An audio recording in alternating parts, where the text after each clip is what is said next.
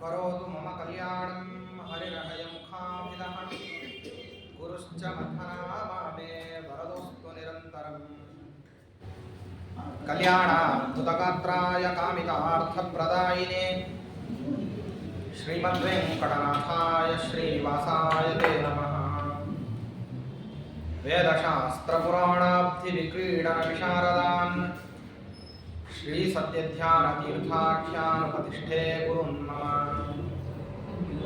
वेदशास्त्रपुराणार्थरसपीयूषवर्षकान् शिष्यवात्सल्यभरितान् जारिहाळगुरुन् भजे। यस्य स्मरणमात्रेण धर्मदीक्षा विवर्धते वन्दे तान् श्रीनिवासार्यान् मम विद्यागुरुन् सदा। श्रीगुरुभ्यो नमः। हरिः ओम्। श्रीशः प्रीत्यै प्रजातः सुमहितमहिमा श्रीहनुमान् निदेशात् रामस्योल्लङ्घिताब्धिः सहरिरथगतः सेतुनापिष्टदुष्टः भूभृन्नी रावणारिं पुरगमुरुदयं पूजयित्वा ससीतं पश्यन् किं पौरुषेतं सततमपि महान् प्राणमुख्यो वदान् माम्। ಗೋದಾತ್ರೆ ಮೋಕ್ಷದಾತ, ಗೋದಾನವನ್ನು ಮಾಡಿದವರಿಗೆ ಮೋಕ್ಷವನ್ನು ಕೊಟ್ಟು. ಸ್ವಜೀವಿತಾವಧಿಯಲ್ಲಿ ಮನುಷ್ಯ ಅತಿ ಕಡಿಮೆ ಅಂದರೆ 5 ಗೋದಾನ ಮಾಡಬೇಕು. ಋಣಧೇನುದಾನ, ರುದ್ರಧೇನುದಾನ, ಮೋಕ್ಷಧೇನುದಾನ, ವೈತರಣಿ ಗೋದಾನ, ಋಣಧೇನುದಾನ, ರುದ್ರಧೇನುದಾನ, ಅಂತರ್ಧೇನುದಾನ, ವೈತರಣಿ ಗೋದಾನ, ಮೋಕ್ಷಧೇನುದಾನ, 5 ಗೋದಾನ ಮಾಡಬೇಕು. ಆ ಗೋದಾನವನ್ನು ಯಾರಿಗೆ ಮಾಡಬೇಕು? ಗೋದಾತ್ರೆ ಅಂತ ಹೇಳಿಬಿಟ್ರು. ಗೋವನ್ನು ಇಂಥವ್ರಿಗೆ ಕೊಟ್ಟದ್ದಕ್ಕೋಸ್ಕರವಾಗಿ ಈ ರೀತಿಯಾದಂತಹ ಫಲಗಳು. ನಾಪಾತ್ರೆ ವಿದುಷಾದೇಯ ಆತ್ಮನ ಶ್ರೇಯ ಇಚ್ಛತ ಅಂತ ಹೇಳಿ ಗರುಡ ಪುರಾಣ ಹೇಳಿ. ಅಪಾತ್ರನಾದವನಿಗೆ ಗೋದಾನವನ್ನು ಮಾಡಬಾರದು. ಗೋದಾನವನ್ನು ಮಾಡಬೇಕಾದ್ರೆ ಸತ್ಪಾತ್ರನನ್ನು ಹುಡುಕಬೇಕಂತೆ.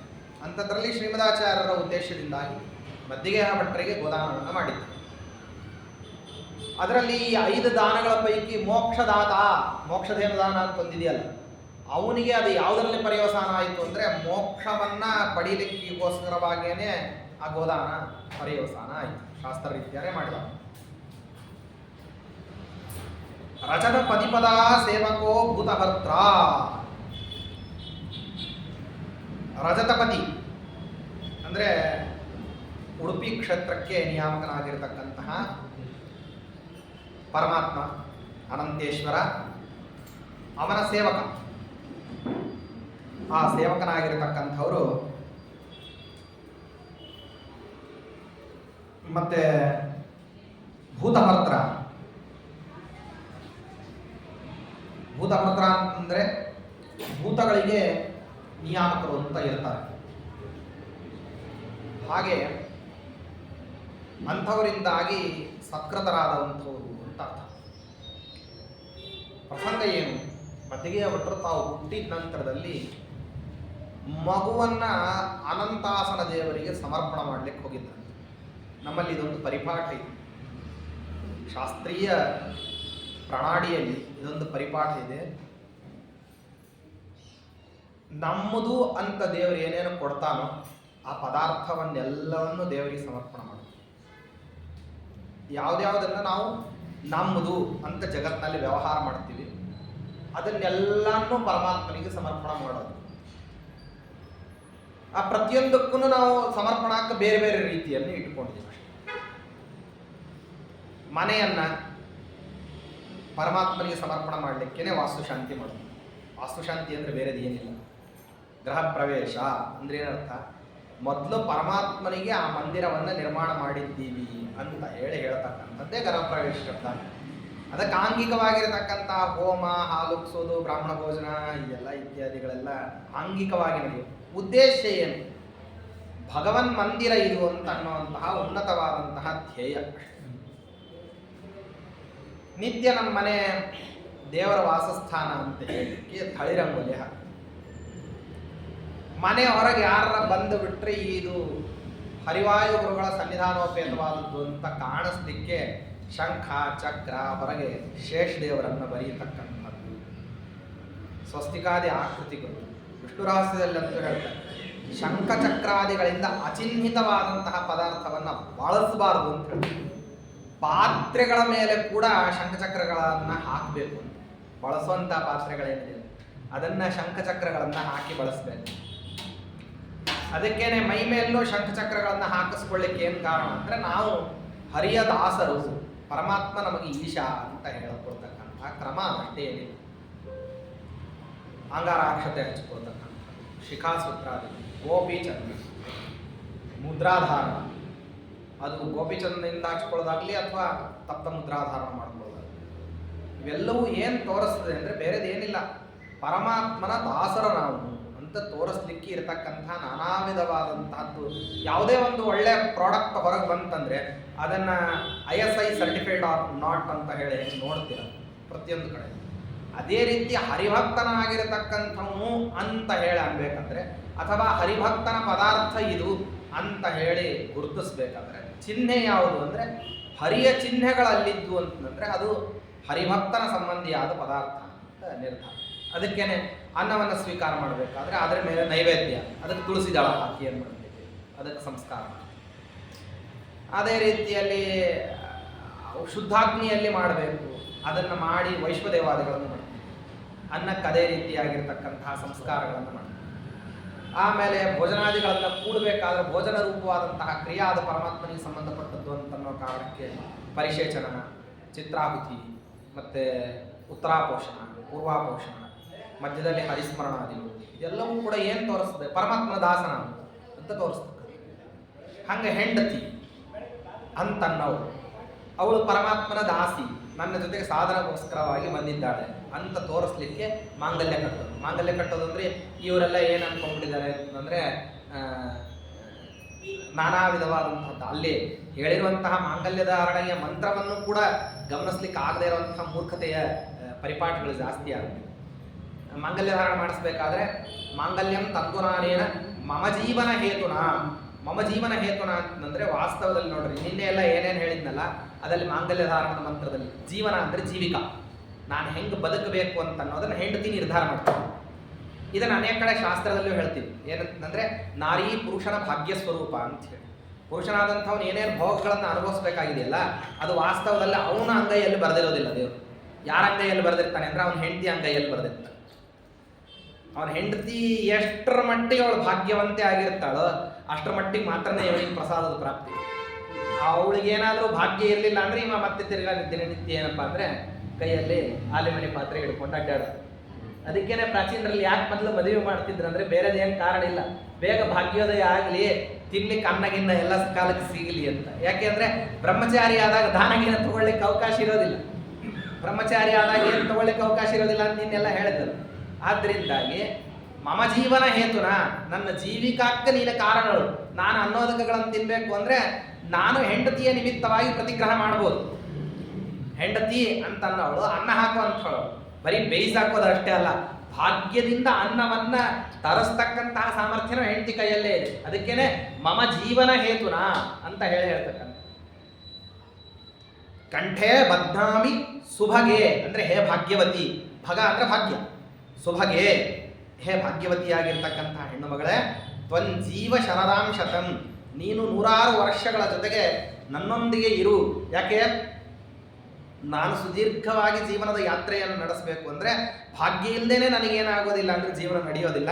ನನಗೆ ಭಾಗ್ಯ ಬೇಕು ಅಂದರೆ ನೀನು ನನ್ನೊಂದಿಗೆ ಇರಬೇಕು. ಇಷ್ಟು ಉದಾತ್ತವಾದಂತಹ ಚಿಂತನೆ ಇದೆ.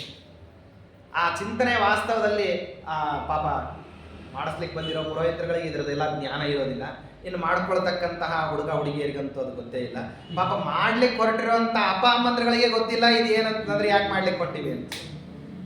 ಆದ್ದರಿಂದಾಗಿ ಇದು ಒಂದು ಕ್ರಮದಲ್ಲಿ ಏನಂತಂದ್ರೆ ಹೆಂಡತಿ ಆದಂಥವಳನ್ನ ಸುಸಂಸ್ಕೃತಗಳನ್ನಾಗಿ ಮಾಡ್ತಕ್ಕಂಥದ್ದು.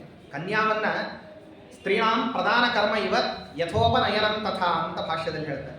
ಸ್ತ್ರೀಯರಿಗೆ ಕನ್ಯಾ ದಾನವನ್ನ ಮಾಡತಕ್ಕಂಥದ್ದೇ ಅದೇನಪ್ಪ ಅಂದ್ರೆ ಉಪನಯನ. ಅದು ಅವಳಿಗೆ ಮಾತ್ರ ಸಂಸ್ಕಾರ ಅಲ್ಲ, ಅವಳೊಂದಿಗೆ ಸೇರಿಕೊಂಡಿರ್ತಕ್ಕಂಥ ಇವನಿಗೂ ಸಂಸ್ಕಾರ. ಅದಕ್ಕೋಸ್ಕರವಾಗಿ ಕಂಠೆ ಬದ್ನಾಮಿ ಸುಭಗೆ ತ್ವನ್ ಜೀವ ಶರದಾಂ ಶತಂ, ನೀನು ನನ್ನೊಂದಿಗೆ 100 ವರ್ಷಗಳವರೆಗೆ ಏನು ಅಂದರೆ ವಾಸ ಮಾಡು, ಏತನ್ಮೂಲಕವಾಗಿ ನನಗೆ ಭಾಗ್ಯೋದಯ ಆಗಲಿ ಅಂತ ಹೇಳಿ ಧಾರಣ ಮಾಡಿಸ್ತಕ್ಕಂಥದ್ದು, ತನ್ಮೂಲಕವಾಗಿ ಪರಮಾತ್ಮನಿಗೆ ಸಮರ್ಪಣೆ ಮಾಡತಕ್ಕಂಥ ಕಾರ್ಯಕ್ರಮ. ಹೆಂಡತಿಯನ್ನು ಜರಳಚರು ಮಾನಸ ಪೂಜಾ ಸ್ತೋತ್ರದಲ್ಲಿ ಬಹಳ ಚಂದ ಹೇಳ್ತಾರೆ. ಸತೀಂ ಪುತ್ರಾನ್ನ ಪುತ್ರೀಹಿ ಧನಕನಕ ಗೇಹಾನ್ ನರಹರೇ ತವಾಂಘ್ರ್ಯಂಭೋಜೇಹಂ ವಪುರಿದಮಸೂನ್ ಜಾತುಕಲಯೇ ಭವೇಸ್ಮಿನ್ ದುಃಖೌಘಂ ಹರವಿತರ ಭಾಗ್ಯಂ ಯದುಪದೇ ನಮಸ್ಕಾರಾನ್ ಕುರುವೆ ಕಮಲಭವ ಶರ್ವೇಂದ್ರ ವಿನುತ ಅಂತ ಹೇಳಿ ಪ್ರಾರ್ಥನೆ ಮಾಡ್ತಾರೆ. ವ್ಯಾಸತತ್ವಜ್ಞ ತೀರ್ಥರು ಮತ್ತು ಭೀಮಸೇನ್ ದೇವರು ಅನೇಕರು ಮಾನಸ ಪೂಜಾ ಸ್ತೋತ್ರವನ್ನು, ನಮ್ಮ ಅಡವಿ ವಿಷ್ಣು ತೀರ್ಥರು ಎಲ್ಲರೂ, ನಮ್ಮ ಜರಳಚರು ಮಾಡಿದ್ದಾರೆ ಮಾನಸ ಪೂಜಾ ಸ್ತೋತ್ರ ಅಂತ ಹೇಳಿ. ದಿನನಿತ್ಯ ದೇವತಾರ್ಚನೆಯಲ್ಲಿ 12 ಶ್ಲೋಕಗಳಲ್ಲಿ ಇಡೀ ಸಮಗ್ರ ದೇವತಾರ್ಚನೆಯನ್ನು ಮನಸ ಸಂಚಿಂತನ ಮಾಡತಕ್ಕಂಥ ಉತ್ತಮವಾದಂತಹ ಕೃತಿರತ್ನ. ಅದರಲ್ಲಿ ಕೊನೆ ಹೇಳ್ತಾರೆ, ಸತೀಂ ಪುತ್ರಾನ್ ಪುತ್ರೀಹಿ, ಹೆಂಡತಿಯನ್ನು, ಗಂಡು ಮಕ್ಕಳನ್ನು, ಹೆಣ್ಣು ಮಕ್ಕಳನ್ನು, ಸತೀಂ ಪುತ್ರಾನ್ ಪುತ್ರೀಹಿ ಧನಕನಕ ಗೇಹಾನ್ ನರಹರೆ, ಇರತಕ್ಕಂತಹ ಧನ ಕನಕ ಏನೇನಿದ್ದಾವು ಅದನ್ನೆಲ್ಲವನ್ನು ಕೂಡ ತವಾಂಗ್ರ್ಯಂಭೋಜೇಹಂ, ನಿನ್ನ ಪಾದಕಮಲಗಳಲ್ಲಿ, ವಪುರಿದ ಅಸೂನ್ ಜಾತುಕಲಯೇ, ನನ್ನ ದೇಹ ಮತ್ತು ಅಸೂನ್ ಪ್ರಾಣಗಳನ್ನು ಇದನ್ನು ನಿನಗೆ ಸಮರ್ಪಣೆ ಮಾಡ್ತಾ ಇದ್ದೀನಿ. ಕೇಳ್ಕೊಳ್ಳೋದೇನು, ಭವೇಸ್ಮಿನ್ ದುಃಖೌಘಂ, ಈ ದುಃಖದಿಂದ ಭರಿತವಾಗಿರತಕ್ಕಂತಹ ಸಂಸಾರದಲ್ಲಿ ನಾನಿದ್ದೀನಿ ಪರಮಾತ್ಮ. ಹರವಿತರ ಭಾಗ್ಯಂ ಯದುಪತೆ, ದುಃಖದಲ್ಲಿದ್ದೀನಿ ಅಂತಂದು ಹೇಳ್ಬಿಟ್ಟು ಅಲ್ಲೇ ಮುಳುಗ್ತಾ ಇದ್ದೇನೆ ಹಾಗೆ ಇರಲಿ ಬಿಡು ಅಂತಂದು ಹೇಳಿ ಅನ್ಲಿಕ್ಕೆ ಹೋಗ್ಬೇಡ. ಹರವಿತರ ಭಾಗ್ಯಂ ಯದುಪತೆ, ಭಾಗ್ಯವನ್ನು ಏನು ಮಾಡು ಅಂತಂದರೆ ವಿತರಣವನ್ನು ಮಾಡು.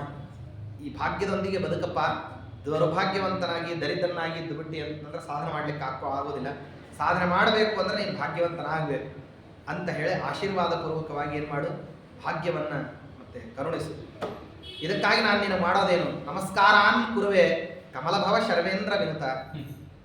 ನಮ್ಮ ಲಕ್ಷ್ಮೀದೇವಿ, ಬ್ರಹ್ಮಾದಿ ದೇವತೆಗಳು, ರುದ್ರದೇವರು ಇವರಿಂದ ನಮಸ್ಕೃತನಾಗಿರ್ತಕ್ಕಂಥವನಿಗೆ ನಿನಗೆ ನಾನೂ ನಮಸ್ಕಾರ ಮಾಡ್ತಾ ಇದ್ದೇನೆ. ಅವರೆಲ್ಲರೂ ನಮಸ್ಕಾರ ಮಾಡಿಬಿಟ್ಟಿದ್ದಾರೆ, ನಾನು ನಮಸ್ಕಾರ ಮಾಡಿದ್ರು ಮಾಡದೇ ಇದ್ರು ತುಂಬ ವ್ಯತ್ಯಾಸ ಇಲ್ಲ. ಇಷ್ಟೆಲ್ಲ ಕೇಳ್ಕೊಳ್ತಿದ್ದೀನಿ, ಪ್ರತಿಯಾಗಿ ನಾನು ಮಾಡೋದೇನಂತಂದ್ರೆ ನಮಸ್ಕಾರ ಮಾತ್ರ. ಅದಕ್ಕಾಗಿ ಇದನ್ನೆಲ್ಲವನ್ನು ನಿನಗೆ ಸಮರ್ಪಣೆ ಮಾಡ್ತಿದ್ದೀನಿ. ಹಾಗೆ ನಮ್ಮಲ್ಲಿ ಯಾವುದ್ಯಾವುದು ನೂತನವಾದಂತಹ ಪದಾರ್ಥ ನಮಗೆ ಭೋಗಕ್ಕೋಸ್ಕರವಾಗಿ ಅಥವಾ ನಮ್ಮೊಂದಿಗೆ ಇರ್ತದೆ ಅಂತ ಯಾವ್ಯಾವ ವಸ್ತುಗಳನ್ನು ನಾವು ಹೇಳ್ತೀವಿ ಅದನ್ನು ದೇವರಿಗೆ ಸಮರ್ಪಣೆ ಮಾಡಿ. ಹೊಸ ವಸ್ತ್ರ ಉಡೋದಾದ್ರೆ ಅದನ್ನು ದೇವರಿಗೆ ಸಮರ್ಪಣೆ ಮಾಡಿ, ಹೊಸ ಅನ್ನಾದಿಗಳನ್ನು ಸ್ವೀಕಾರ ಮಾಡಬೇಕಾದ್ರೆ ದೇವರಿಗೆ ಸಮರ್ಪಣೆ ಮಾಡಿ. ಹಾಗೇನೆ ಹೆಂಡತಿಯನ್ನು ದೇವರಿಗೆ ಮಕ್ಕಳನ್ನು ಕೂಡ ದೇವರಿಗೆ ಸಮರ್ಪಣೆ ಮಾಡಿಯೇನೆ ತಗೊಳ್ಳಿ. ಮಕ್ಕಳನ್ನು ಕೂಡ ಮತ್ತೆ ದೇವರಿಗೆ ಸಮರ್ಪಣೆ ಮಾಡತಕ್ಕಂಥದ್ದು ಅದಕ್ಕೊಂದು ಏನಪ್ಪ ಅಂದ್ರೆ ಅದಕ್ಕೊಂದು ಉತ್ಸವ ಇದೆ. ಅದಕ್ಕೊಂದು ಉತ್ಸವ ಮಾಡಿ ಸೂರ್ಯಾವಲೋಕನ ಅಂತ ಕರೀತಾರೆ. ಸೂರ್ಯಾವಲೋಕನ ಅಂದರೆ ಅಲ್ಲಿವರೆಗೆ ಮಗುವನ್ನು ಸೂರ್ಯರ ರಶ್ಮಿಗೆ ಕರ್ಕೊಂಡು ಹೋಗಿರೋದಿಲ್ಲ. ಆ ಸಮಯದಲ್ಲಿ ಸೂರ್ಯಾವಲೋಕನವನ್ನು ಮಾಡಿಸಿ ಮತ್ತು ಮಂದಿರಕ್ಕೆ ಹೋಗ್ಬಿಟ್ಟು ಆಗ ದೇವರ ಪಾದದ ಮೇಲೆ, ಮತ್ತು ಸಾಧ್ಯ ಇದ್ದರೆ ದೇವರ ಪಾದದ ಮೇಲೆ ದೇವರ ಮುಂದೆ ಮಲಗಿಸ್ಬಿಟ್ಟು, ಸ್ವಾಮಿ ಇದು ನಿನ್ನಿಂದ ಕೊಟ್ಟಿರ್ತಕ್ಕಂತಹ ಭಾಗ್ಯ, ನೀನು ಅದನ್ನು ಸುಸ್ಥಿರವಾಗಿ ನನ್ನಲ್ಲಿರೋ ಹಾಗೆ ಆಶೀರ್ವಾದ ಮಾಡು ಅಂತ ಹೇಳಿ ಕೇಳಿಕೊಂಡು ದೇವರನ್ನು ಮತ್ತು ಮಕ್ಕಳನ್ನು, ಮಗುವನ್ನು ಮನೆಗೆ ಕರ್ಕೊಂಡ್ಬರೋದು ಅನ್ನೋದು ಪ್ರಾಚೀನ ಸಂಪ್ರದಾಯ. ಅದನ್ನು ಮಾಡಲಿಕ್ಕೆ ಅಂತ ಮದ್ದಿಗೆ ಭಟ್ರು ಏನು ಮಾಡಿದ್ದಾರೆ ಅಂದರೆ, ತಾವು ಎಲ್ಲಿಂದ ಮತ್ತು ಪಾಜಕದಿಂದ ಉಡುಪಿಗೆ ಹೋಗಿದ್ದಾರೆ. ಸುಮಾರು ದೂರ ಇದೆ. ಅಷ್ಟು ದೂರದಲ್ಲಿ ಹೋಗಿ ಸಮರ್ಪಣೆ ಮಾಡಿ ಉತ್ಸವ ಎಲ್ಲ ಮಾಡಿಕೊಂಡು, ಹಿಂದಿನ ಕಾಲಕ್ಕೆಲ್ಲ ಹೋಗೋದು ಅಂತಂದರೆ ಏನೋ ಹೋದ ಮೇಲೆ ಹಂಗೇನೆ ಮರಳಿ ಬಂದು ಮನೆಗೆ ಬಂದು ಊಟ ಮಾಡೋದಾಗಲಿಕ್ಕಿಲ್ಲ. ಎಲ್ಲಿ ಹೋಗಿರ್ತಾರೆ ಅಲ್ಲೇ ತಮ್ದೇನಿರುತ್ತೋ ಅಲ್ಲೇ ಕಟ್ಕೊಂಡು ಹೋಗೋದು, ಅವತ್ತು ಅಲ್ಲಿ ಊಟ ಮಾಡಿಕೊಂಡು ಮರಳಿದ್ರು. ಇದ್ದದ್ದೇ ಹಿಂಗೆ ಸಾಮಾನ್ಯವಾಗಿ ತೀರ್ಥ ಯಾತ್ರೆ ಅಂತಂದರೆ ಒಂದು ಮಂತ್ರಾಲಯಕ್ಕೆ ಹೋಗ್ಬಂದ್ರು ಮಂತ್ರಾಲಯ ಯಾತ್ರೆ ಮಾಡಿದಾರಂತೆ ಅಂತಂದು ಹೇಳ್ತಕ್ಕಂಥದ್ದು. ಯಾಕೆಂದರೆ ಒಂದು ಮಂತ್ರಾಲಯ ಯಾತ್ರೆ ಮಾಡಬೇಕು ಅಂತಂದರೆ ಎಲ್ಲ ಅನುಕೂಲತೆಗಳನ್ನು ನೋಡಿಕೊಂಡು ಮನೆಯಿಂದ ಕಾಲ್ನಡಿಗೆಯಲ್ಲಿ ಹೊರಡಬೇಕು. ಹೊರಟು ಬಿಟ್ಟು ಅಲ್ಲಿ ಹೋಗಿ ಜರಳಚರ ತಂದೆ ಹೋಗ್ತಿದ್ರು ಸಾತ್ವಿಕರಾಚಾರ. ಅವ್ರಿಗೆ ಹೋಗೋದಂದ್ರೆ ಮಂತ್ರಾಲಯ ಯಾತ್ರಕ್ಕೆ ಹೆಂಗೆ ಹೋಗಬೇಕು, ಅಲ್ಲಿ ಹೋದರೆ ಅಲ್ಲಿ ಗಂಡೂಷವನ್ನು ಕೂಡ ಮಾಡ್ತಿರ್ಲಿಲ್ಲ, ಬಾಯಿ ಮಕ್ಕಳು ಸುಗೀತಿರ್ಲಿಲ್ಲಂತೆ. ಯಾಕೆಂದರೆ ಇದು ಪ್ರಹ್ಲಾದರಾಜರು ಯಜ್ಞ ಮಾಡಿರ್ತಕ್ಕಂಥ ದೇಶ ಅಂತಂದು ಹೇಳಿಬಿಟ್ಟು ತುಂಗಭದ್ರಾ ನದಿಯಲ್ಲಿ ಏನು ಈಗೇನು ತುಂಗಭದ್ರಾ ರೈಲ್ವೆ ಸ್ಟೇಷನ್ ಅಂತ ಹೇಳ್ತೀವಿ, ಅಲ್ಲಿ ಸ್ನಾನಾನಿಕಗಳನ್ನು ಮಾಡ್ಕೊಂಡ್ಬಿಟ್ಟು ಒಂದು ಅಂಗವಸ್ತ್ರದಲ್ಲಿ ದೇವರ ಕಡೆಗೆ ಕಟ್ಕೊಂಡು ನಡ್ಕೊಂಡು ಹೋದ್ರಂತಂದರೆ ಅಲ್ಲಿ ತನಕ ಮಂತ್ರಾಲಯ ತನಕ ಹೋಗ್ಬಿಟ್ಟು ಅಲ್ಲಿ ಮತ್ತು ಭೋಜನಾದಿಗಳನ್ನು ರಾಯರ ದರ್ಶನ ಮಾಡಿಕೊಂಡು ಪ್ರದಕ್ಷಿಣ ನಮಸ್ಕಾರಗಳನ್ನು ಹಾಕಿ ಅಲ್ಲಿ ಮತ್ತು ಭೋಜನ ಮಾಡಿಕೊಂಡು ಹೊರಟ್ರಂತಂದರೆ ಮತ್ತೆ ಪುನಃ ಗಂಡೂಷಾದಿಗಳನ್ನು ಮಾಡಬೇಕಂದ್ರೆ ಮತ್ತೆ ತುಂಗಭದ್ರಾ ಹೋಗಬೇಕು. ಹೀಗೆ ತೀರ್ಥಯಾತ್ರಕ್ಕೆ ಹೋಗ್ತಿದ್ರು. ಅವ್ರು ಬರ್ತಾರೆ ಅಂತ ಆಗಿನ ಕಾಲದ ಸ್ವಾಮಿಗಳಿಗೆ ಒಬ್ಬರಿಗೆ ಸ್ವಪ್ನ ಆಗಿತ್ತಂತೆ, ಲಕ್ಷ ಬ್ರಾಹ್ಮಣ ಭೋಜನ ಮಾಡಿಸ್ಬೇಕು ಅಂತ ಅವ್ರ ತಾಯಿ ಹರಿಸ್ಕೊಂಡಿದ್ರಂತೆ. ಸಾತ್ವಿಕಾಚಾರ್ಯ ಬರ್ತಾರೆ, ಅವ್ರಿಗೆ ಊಟಕ್ಕೆ ಹಾಕಿದ್ರೆ ನಿಮಗೆ ಲಕ್ಷ ಬ್ರಾಹ್ಮಣರ ಭೋಜನ ಮಾಡಿಸ್ದಂಗೆ ಆಗ್ತದೆ ಅಂತ ಹೇಳಿದ್ರು. ಅಂತಹ ಧೀರ ಪುರುಷರವರು ಅವರು ಯಾತ್ರಾ ಮಾಡ್ತಾರೆ ಅಂದರೆ ಅದನ್ನು ಯಾತ್ರಾ ಅಂತ ಕರೀತಾರೆ. ಅಂದರೆ ತೀರ್ಥಕ್ಷೇತ್ರಗಳಲ್ಲಿ ಯಾವುದೇ ವಿಧವಾದಂತಹ ಅನಾಚಾರವನ್ನು ಮಾಡದೇನೆ, ತಮ್ಮ ನಿತ್ಯದ ಆಚಾರಗಳನ್ನು ಯಾವುದನ್ನು ಸಡಿಲಿಸಿಕೊಳ್ಳದೇನೆ, ಅಲ್ಲಿಯೂ ವಿಶೇಷವಾಗಿರತಕ್ಕಂತಹ ಪಾರಾಯಣ, ಸತ್ಕಥಾ ಶ್ರವಣ, ಪಾಠ ಪ್ರವಚನ, ಯೋಗ್ಯವಾಗಿರತಕ್ಕಂತಹ ಹರಿಗಾನಾದಿಗಳು ಇದನ್ನೆಲ್ಲವನ್ನು ಮಾಡಿಕೊಂಡು ಬಂದರೆ ತೀರ್ಥಯಾತ್ರಾ ಅಂತ ಹೇಳಿ ಪರಿಗಣನೆ ಮಾಡತಕ್ಕಂತಹ ಸೇವಾ ಸತ್ಪುರುಷರುಗಳು. ಯಾಕೆಂದರೆ ಅದರಲ್ಲಿ 10 ಸರ್ತಿ ನಾವು ಮಂತ್ರಾಲಯಕ್ಕೆ ಹೋಗಿ ಬಂದಿದ್ದೀವಿ ಅಂತ ಅನ್ನೋದು ದೊಡ್ಡದಲ್ಲ, 100 ಸರ್ತಿ ತಿರುಪತಿ ಅಲ್ಲ, ಹೇಗೆ ಹೋಗಿದ್ದೀವಿ ಅನ್ನೋದು ಬಹಳ ಮಹತ್ವ. ನಮ್ಮಲ್ಲೆಲ್ಲ ಏನಂತಂದರೆ ತಿರುಪತಿಗೆ ಹೋಗೋದು ಅಂತಂದ್ರೆ ಇಲ್ಲಿಂದ ಕಣ್ಣು ಬಿಟ್ಟುಕೊಂಡು ಲೋಕದ ಎಲ್ಲ ದೃಶ್ಯಾವಳಿಗಳನ್ನು ನೋಡ್ತಾ ಹೋಗೋದು. ಅಲ್ಲಿ ಹೋದ ತಕ್ಷಣ ದೇವರೆದ್ರೆ ನಿಂತ ತಕ್ಷಣ ಕಣ್ಣು ಮುಚ್ಕೊಂಡ್ಬಿಡೋದು. ಅವನು ಜರಗಂಡಿ ಅಂತ ಹೇಳಿ ದಬ್ಬಿಟ್ಟ ಅಂತಂದ್ರೆ ಹೊರಗೆ ಬಂದ್ಬಿಡೋದು, ಎಲ್ಲಿ ದೇವರು. ಇಲ್ಲಿಂದ ವಾಸ್ತವದಲ್ಲಿ ಕಣ್ಣು ಮುಚ್ಕೊಂಡು ಹೋಗ್ಬೇಕು. ಲೋಕದ ಯಾವ ವ್ಯವಹಾರಗಳು ಕಾಣದೇ ಇರೋ ಹಾಗೆ ಪರಿಶ್ರಮ ಪಟ್ಕೊಂಡ್ಬಿಟ್ಟು ತಮ್ಮ ಹಾದಿ ಬಗ್ಗೆ ತಾವು ಎಚ್ಚರ ಇಟ್ಕೊಂಡು ಯಾವಾಗ ಬರ್ತೀವಿ ಏನು ಅಂತ ಅನ್ನೋದನ್ನು ಮಾತ್ರ ತಾವು ತಲೆಯಲ್ಲಿ ಇಟ್ಕೊಂಡು ಇಲ್ಲಿಂದ ಹೋಗಿ ಅಲ್ಲಿ ಹೋಗಿ ಭಗವನ್ ಮೂರ್ತಿಯನ್ನ, ಯಾಕೆಂದ್ರೆ ಶಾಸ್ತ್ರದಲ್ಲಿ ಹೇಳೋದೇನಂದ್ರೆ ಮೂರ್ತಿ ದೇವರಲ್ಲ, ಮೂರ್ತಿ ಎಲ್ಲಿ ದೇವರಿದ್ದಾನೆ ನ ಪ್ರತೀಕೆ ನೈಸಹ ಅಂತ ಹೇಳಿ ಸೂತ್ರ. ಅಂದ್ರೆ ಪ್ರತೀಕ ದೇವರಲ್ಲ, ಪ್ರತೀಕದಲ್ಲಿ ದೇವರಿದ್ದಾನೆ ಅಂತ ಹೇಳಿ. ಪ್ರತೀಕದಲ್ಲಿ ನಿಮಗೆ ಪ್ರತೀಕನೇ ಮೊದಲು ಸರಿಯಾಗಿ ಕಾಣಿಸೋದಿಲ್ಲ, ಇನ್ನು ದೇವ್ರು ಕಾಣಿಸೋದಿಲ್ಲ. ಇಲ್ಲಿ ಪ್ರತೀಕ ಯಾವಾಗ ಕಾಣಿಸ್ತದೆ, ದೇವರು ಯಾವಾಗ ಕಾಣಿಸ್ತಾನೆ ಅಂದ್ರೆ ನಿಮಗೆ ಶ್ರಾಂತವಾಗಿರ್ಬೇಕು ದೇಹ, ಆಯಾಸ ಆಗಿರಬೇಕು, ಪರಿಶ್ರಮ ಪಟ್ಟು ಹೋಗಿ ಕಂಡಾನೋ ಇಲ್ಲೋ ದೇವರು ಅಂತ ಹೇಳಿ ನೋಡಿದಾಗ ಆವಾಗ ಆ ಪ್ರತೀಕದಲ್ಲಿ ದೇವರು ಕಾಣಿಸ್ತಾನೆ ಹೊರತು ಉಂಡೂಟ ಅಡಗೋ ಅಷ್ಟರಲ್ಲಿ ಬದರಿಗೆ ಹೋಗಿ ಬಂದ್ಬಿಟ್ರೆ ಸಂಜಿಗೆ ನೋಡ್ರಿ. ಬೆಳಗ್ಗೆ ಏನಪ್ಪಾ ಅಂತಂದ್ರೆ ಇಲ್ಲಿಂದ ಹೊರಡೋದು, ಪ್ಲೇನ್ನಲ್ಲಿ ಹತ್ತಿ ಬಿಟ್ಟು ಹೋಗಿ ಇಲ್ಲಿಂದ ಡೆಲ್ಲಿಯಿಂದ ಡೆಹ್ರಾಡೂನ್ನಿಂದ ಹೆಲಿಕಾಪ್ಟರ್ನಲ್ಲಿ ಹೋಗ್ಬಿಟ್ಟು ಬದರಿಯಲ್ಲಿ ತೀರ್ಥವಿಧಿ ಮುಗಿಸ್ಕೊಂಡು ರಾತ್ರಿ ಏನಪ್ಪಾ ಅಂದ್ರೆ ಇಲ್ಲೇ ಇಡ್ಲಿ ನೆನೆ ಹಾಕಿ ಹೋಗ್ಬಿಟ್ರೋದು, ಬಂದ್ಬಿಟ್ಟು ಇಲ್ಲೇ ಏನಪ್ಪಾ ಅಂದ್ರೆ ಇಡ್ಲಿ ಒಡೆ ತಿಂದ್ಬಿಟ್ಟು ಮಲ್ಕೊಂಡ್ಬಿಡೋದು. ಇದು ತೀರ್ಥಯಾತ್ರೆ ಅಲ್ಲ, ಇದು ಪಿಕ್ನಿಕ್. ತೀರ್ಥಯಾತ್ರೆ ಅಂದ್ರೆ ಅಲ್ಲಿ ಈ ರೀತಿಯಾದಂತಹ ಪರಿಶ್ರಮ ಪಟ್ಕೊಂಡು ಹೋಗಬೇಕು. ಹಾಗೆಲ್ಲ ಹೋಗಿದ್ದಾರೆ. ಪಾಜಕದಿಂದ ಎಷ್ಟು ಮಹಾ ದೂರ. ನಾವೆಲ್ಲ ಏನಪ್ಪ ಅಂದ್ರೆ ವಾಹನಗಳಲ್ಲೆಲ್ಲ ಹೋದಾಗ 3/4 ಗಂಟೆಯಲ್ಲಿ ಹೋಗಿ ಬರ್ತೀವಲ್ಲ ಅಂತ ಅನ್ಕೊಂಡ್ರೆ ಹಾಗಲ್ಲ. ಎಲ್ಲ ಆಹಾರ ಪದಾರ್ಥಗಳನ್ನ ಕಟ್ಕೊಂಡು ಬ್ರಾಹ್ಮಣರನ್ನ ಸುವಾಸನೆಯನ್ನ ಕರ್ಕೊಂಡು ಮನೆಯಲ್ಲೇ ಹೆಂಡತಿಯನ್ನು ಕರ್ಕೊಂಡು ಮಗುವನ್ನ ಕೈಯಲ್ಲಿ ಎತ್ಕೊಂಡು ಹೊರಡೋದು. ಅಲ್ಲಿ ಹೊರಟು ಹೋಗಿ ಅಲ್ಲಿ ದೇವರಿಗೆ ಸಮರ್ಪಣೆ ಮಾಡಿಬಿಟ್ಟು ಅಲ್ಲಿ ಮಂಗಳ ವಾದ್ಯಾದಿಗಳನ್ನು ಮೊಳಗಿಸಿ ಅಲ್ಲಿ ಮತ್ತೆ ಮಂಗಳ ಆರ್ತಿಕ್ಯಾದಿಗಳನ್ನೆಲ್ಲವನ್ನು ಮಾಡಿ ಆರತಿ ಮಾಡಿ ದೇವರ ಎದುರಿಗೆ ಹಿರಿಯರೆಲ್ಲರೂ ಕೂತ್ಕೊಂಡು ಆಶೀರ್ವಾದಾದಿಗಳನ್ನು ಮಾಡಿ ಆನಂತರದಲ್ಲಿ ಪೂಜಾ ಭೋಜನಾದಿಗಳನ್ನೆಲ್ಲವನ್ನು ಮಾಡಿಕೊಂಡು ಹೊರಟು ಬಂದರೆ ಅದೊಂದು ಯಾತ್ರಾ. ಹಂಗೆ ಹೋಗಿದ್ದಾರೆ. ಮರಳಿ ಬರುವಷ್ಟರಲ್ಲಿ ಏನಾಗ್ಬಿಟ್ಟಿದೆ ಅಂದರೆ ತುಂಬ ರಾತ್ರಿ ಕಾಲ ಆಗುತ್ತೆ. ರಾತ್ರಿ ಕಾಲ ಆದಾಗ ಅಲ್ಲೊಂದು ಮತ್ತೆ ರಕ್ತ ಪಿಶಾಚಿ ಬಂದಿದೆ. ಆ ರಕ್ತ ಪಿಶಾಚಿ ಬಂದುಬಿಟ್ಟು ಹೇಳ್ತಾ ಇದೆ ಏನಂತಂದರೆ, ಇಂಥ ಸಮಯದಲ್ಲೆಲ್ಲ ನೀವು ಅಡ್ಡಾಡಬಾರ್ದು, ನೀವು ಅಡ್ಡಾಡಿದ್ದೇ ತಪ್ಪು, ಆದ್ರೂ ನಿಮ್ಮನ್ನು ಜೀವಸಹಿತವಾಗಿ ಬಿಡ್ತಾ ಇದ್ದೀನಿ. ಇಲ್ಲೇ ಇದ್ದರೆ ಇಲ್ಲೇನೇ ಏನು ಮಾಡ್ತಿದ್ದೆ ಅಂದರೆ ರಕ್ತ ಹೀರ್ಬಿಡ್ತಿದ್ದೆ. ಯಾಕೆ ಬಿಡ್ತಾ ಇದ್ದೀನಿ ಅಂದರೆ ನಿಮ್ಮ ಕೈಯಲ್ಲಿ ಪ್ರಾಣಪತಿ ಆಗಿರತಕ್ಕಂಥ ವಾಯುದೇವರಿದ್ದಾರೆ, ಅದಕ್ಕಾಗಿ ಪ್ರಾಣಧಾರಣ ಮಾಡತಕ್ಕಂಥವ್ರೆ ನಿಮ್ಮ ಕೈಯಲ್ಲಿ ಇದ್ದಿದ್ದರಿಂದಾಗಿ ಅನಿವಾರ್ಯವಾಗಿ ನಿಮ್ಮನ್ನು ಬಿಟ್ಟು ಕಳಿಸ್ತಾ ಇದ್ದೀನಿ ಅಂತ ಹೇಳ್ತದೆ. ಅದನ್ನು ಸಂಗ್ರಹ ಮಾಡ್ತಾರೆ. ರಜತ ಪದಿಪದ ಸೇವಕೋ ಭೂತಭರ್ತ್ರ. ಭೂತನಿಂದಲೂ ಕೂಡ ಏನಪ್ಪಾ ಅಂತಂದ್ರೆ ನಮಸ್ಕೃತರಾಗಿರ್ತಕ್ಕಂಥವ್ರು ಭೂತಭರ್ತ್ರ. ಮಾನ್ಯ ಪ್ರಾಣ ಕುಲಿಥೈ, ಅವರಿಂದಲೂ ಮಾನ್ಯರಾದಂಥವ್ರು. ಕುಲಿಥೈರಪಿಕುಲ ಸಹಜಾತರ್ಪಿತ ಪ್ರಿಯದಾನ್ಯೇ. ಒಳಹುಟ್ಟಿರತಕ್ಕಂತಹ ಅಕ್ಕ ಕಲ್ಯಾಣಿ ದೇವಿ ಇದ್ರಂತೆ. ಒಂದಾವೃತ್ತಿ ಯಾವುದೋ ಕಾರ್ಯಾಂತರಕ್ಕೆ ವೇದವತಿ ದೇವಿಯರು ಹೊರಗೆ ಹೋದಂತಹ ಸಮಯದಲ್ಲಿ ಮಗು ಅಳ್ಳಿಕ್ಕೆ ಆರಂಭ ಮಾಡಿದೆ. ಹೇಗೆ ಸುಮ್ಮನೆ ಕೂರಿಸೋದು ಅಂತ ಗೊತ್ತಾಗದೇ ಇದ್ದರಿಂದ ಏನು ಮಾಡಿದ್ರೆ ಅವಳು ಅಲ್ಲೇನೆ ದಾನಕ್ಕೋಸ್ಕರವಾಗಿ ಹುರುಳಿ ಕಾಳನ್ನು ನೆನೆ ಹಾಕೋದು. ಆ ಹುರುಳಿ ಕಾಳನ್ನು ನೆನೆ ಹಾಕಿ ಸಾಮಾನ್ಯವಾಗಿ ದನಕ್ಕೆ ತಿನ್ಲಿಕ್ಕೆ ಕೊಡ್ತಾರೆ. ಅದಕ್ಕೆ ಹಾಕಿ ನೆನೆ ಹಾಕಿದ್ರಂತೆ. ನೆನೆ ಹಾಕಿದಾಗ ಈ ಮಗು ಅಳ್ತಾ ಇದೆ, ಏನಾರು ಮಾಡಿ ಸುಮ್ಮನೆ ಕೂರಿಸ್ಬೇಕೆಲ್ಲ ಬೇಕಾದ್ದೆಲ್ಲ ಪ್ರಯತ್ನ ಮಾಡಿದ್ರು, ಆಗಿಲ್ಲ. ಒಂದು ತೆಗೆದು ಬಾಯಲ್ಲಿ ಇಟ್ಲಂತ. ಅಷ್ಟೇ, ಬಾಯಲ್ಲಿ ಇಟ್ಟಿದ್ದು ಅದು ಬಾಯಿಂದ ಗಂಟ್ಲಿಗೆ ಹೋಗಿ ಹೊಟ್ಟೆಗೆ ಹೋಗೋ ತನಕನೂ ಅಳು ನಿಲ್ತಿತ್ತಂತೆ. ಪುನಃ ಏನಪ್ಪ ಅಂತಂದರೆ ಯಾವಾಗ ಅದು ಮುಗೀತೋ ತಿರ್ಗಾಳತಿತ್ತು. ಹೀಗೆ ಒಂದೊಂದಾಗಿ ಕಾಳು ಒಂದೊಂದೇ ಕಾಳು ಇಡ್ತಾ ಆ ದೊಡ್ಡದಾಗಿರ್ತಕ್ಕಂಥ ಬುಟ್ಟಿಯಲ್ಲಿ ಇಟ್ಟಿತ್ತು. ಅಷ್ಟನ್ನು ಏನು ಮಾಡ್ಬಿಟ್ಟಿದ್ದಾಳೆ ಅವಳು. ಸಣ್ಣ ಹುಡುಗಿ ಅಳೋದು ನಿಲ್ಸಿದ್ರೆ ಸಾಕು ಅಂತ ಅಷ್ಟೇ ಬುದ್ಧಿ. ಏನಾಗ್ತದೆ ಇದರ ಪರಿಣಾಮ ಯಾರಿಗೆ ಗೊತ್ತು? ತಿಂದ್ರೆ ಅಜೀರ್ಣ ಆದೀತೇನೋ ಅನ್ನೋಂತಹ ಭಯ ಯಾರಿಗೆ? ಅದು ಏನೋ ಅದನ್ನು ತಿಂದ್ರೆ ಏನಾಗ್ತದೆ ಅಂತನ್ನುವಂಥ ಜ್ಞಾನ ಇದ್ದವರಿಗೆ ಭಯ. ಜ್ಞಾನವೇ ಇಲ್ಲ ಅಂದ್ರೆ ಭಯ ಎಲ್ಲಿಂದ ಹುಟ್ಟಬೇಕು? ಆದ್ದರಿಂದ ಏನು ಮಾಡಿದಾಳೆ, ಅಜ್ಞಾನದಿಂದ ಏನು ಮಾಡಿಬಿಟ್ಟಿದ್ದಾಳೆ, ಆ ಹೆಣ್ಮಗು ತಿನ್ನಿಸ್ತಾ ಹೋಗಿದ್ದಾಳೆ, ತಿಂತಾ ಹೋಗಿದ್ದಾರೆ. ಅದು ಅವಳಿಗೆ ಸುಮ್ಮನೆ ಕೂಡಿಸ್ಬೇಕು ಅಂತಿತ್ತು. ಮರಳಿ ಬಂದಲ್ಲ ತಾಯಿ, ಮರಳಿ ಬಂದು ನೋಡ್ತಾಳೆ. ನೋಡಿದ್ರೆ ಅಲ್ಲಿ ಪಾತ್ರೆಯಲ್ಲಿರುವಂಥ ಹುರುಳಿ ಎಲ್ಲ ಖಾಲಿ ಆಗಿಬಿಟ್ಟಿದೆ. ಅದಕ್ಕೆ ಕೇಳ್ತಾಳ, ಏನು ದನಕ್ಕಿಟ್ಟೆ ಆ ಹುರುಳಿನ? ಇಲ್ಲ. ಮತ್ತೆ ಹಂಗಂದ್ರೆ ಎಲ್ಲೋಯ್ತು? ನೀನು ತಿಂದ್ಯಾ? ಇಲ್ಲ.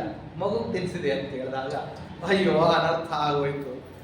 ಸಾಮಾನ್ಯವಾಗಿ ಶಕ್ತಿ ಸಾಮರ್ಥ್ಯಾದಿಗಳು ಇರೋರೆ ಆ ಹುರುಳಿಯ ಸಾರು ತಿಂದ್ರೆ ಹೊಟ್ಟೆಗೆ ಹಿಡ್ಕೊಳ್ತದೆ, ಗಟ್ಟಿ ಪದಾರ್ಥ ಅದು, ತಡ್ಕೊಳ್ಳಿಕ್ಕೆ ತುಂಬಾ ದೇಹದಲ್ಲಿ ಏನು ಬೇಕು, ಮತ್ತೆ ಪಚನ ಶಕ್ತಿ ತುಂಬ ಜೋರಾಗಿದ್ರೆ ಅದನ್ನು ತಡೀತದೆ ಅಂತಾರೆ. ಅಂಥದ್ದು ಲೀಲಾಜಾಲವಾಗಿ ಮಗುಗೆ ತಿನ್ನಿಸಿದೆ ಅಂತ ಹೇಳ್ತೀಯಲ್ಲ ಅಂತ ಹೇಳಿ ಎತ್ಕೊಂಡು ಹೋಗಿ ಮದ್ದಿಗೆ ಆಗ್ಬಿಟ್ರ ಹತ್ರ ಕೊಟ್ಲಂತ. ತಾಯಿ ಏನಾರ ಮಾಡ್ರಿ, ಹಿಂಗೆ ತಿಂದು ಬಿಟ್ಟಿದೆ ಮಗು. ಅವಾಗ ಮದ್ದಿಗೆ ಬಿಟ್ರು ಅವ್ರೇನು ಮಾಡ್ತಾರೆ? ಅವ್ರೇನು ವೈದ್ಯರೇ ಅಥವಾ ಏನಾದರೂ ಏನಿಲ್ಲ. ಏನು ಮಾಡಿದ್ರಂತೆ, ತೊಡೆ ಮೇಲೆ ಹಾಕ್ಕೊಂಡು ಕೂತ್ಕೊಂಡು ದೇವರ ಎದುರಿಗೆ ಜಪ ಮಾಡ್ತಾ ಕೂತಿದ್ರು.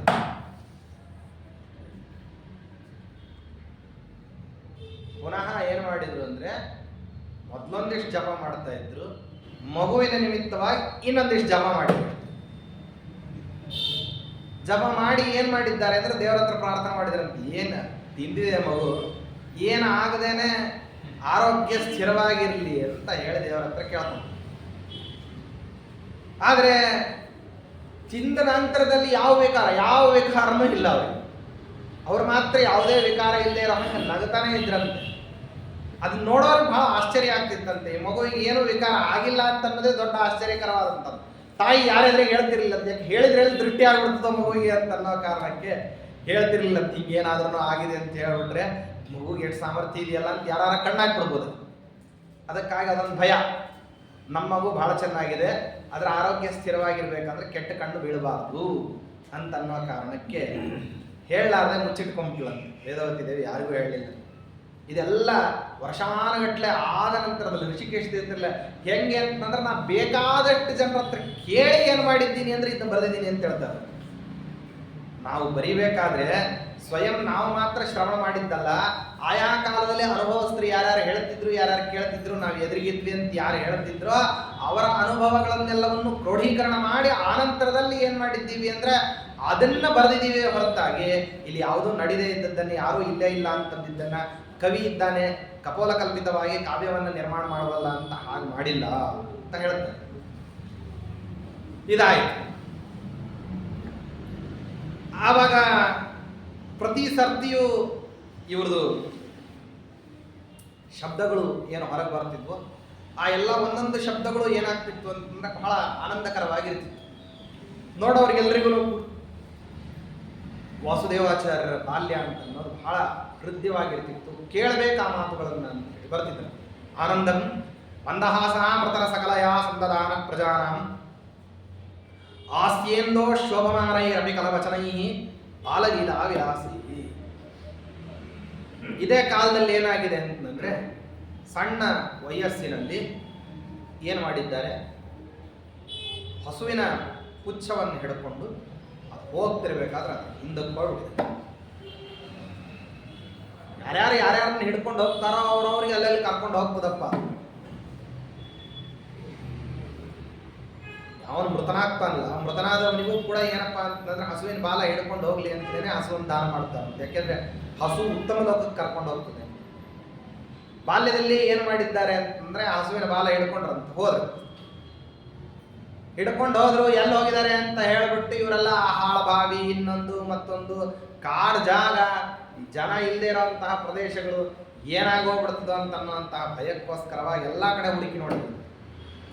ಯಾಕೆಂದ್ರೆ ಸ್ವಭಾವತಃ ಸ್ವತಂತ್ರ ಪ್ರವೃತ್ತಿಯವರಾದದ್ರಿಂದಾಗಿ ಇನ್ನೊಬ್ಬರನ್ನು ಕಾಯ್ತಿರ್ಲಿಲ್ಲ ಅಂತ. ಯಾವುದಾದ್ರೂ ಕೆಲಸ ನೀವು ಬರ್ರಿ ಅಂತ ಹೇಳಿದ್ರೆ ಅವ್ರು ಬರಲಿಲ್ಲ ಅಂತಂದ್ರೆ ತಾವು ಅದಕ್ಕೆ ಹೊಂಟು ಬಿಡೋದು.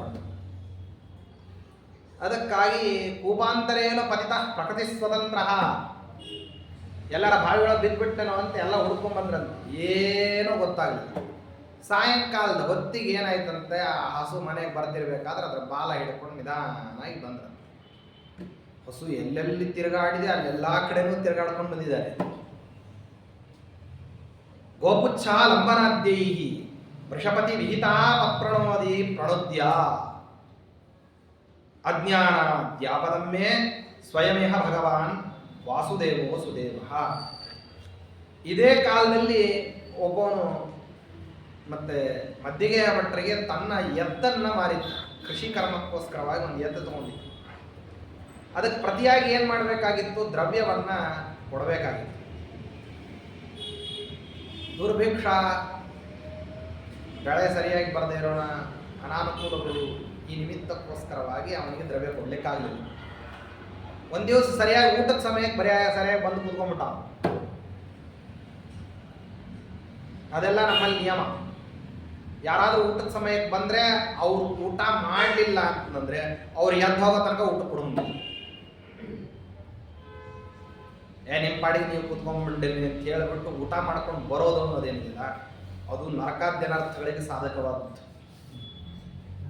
ತುಂಬಾ ಹೇಳ್ತಾರೆ ಅದ್ರ ಬಗ್ಗೆ.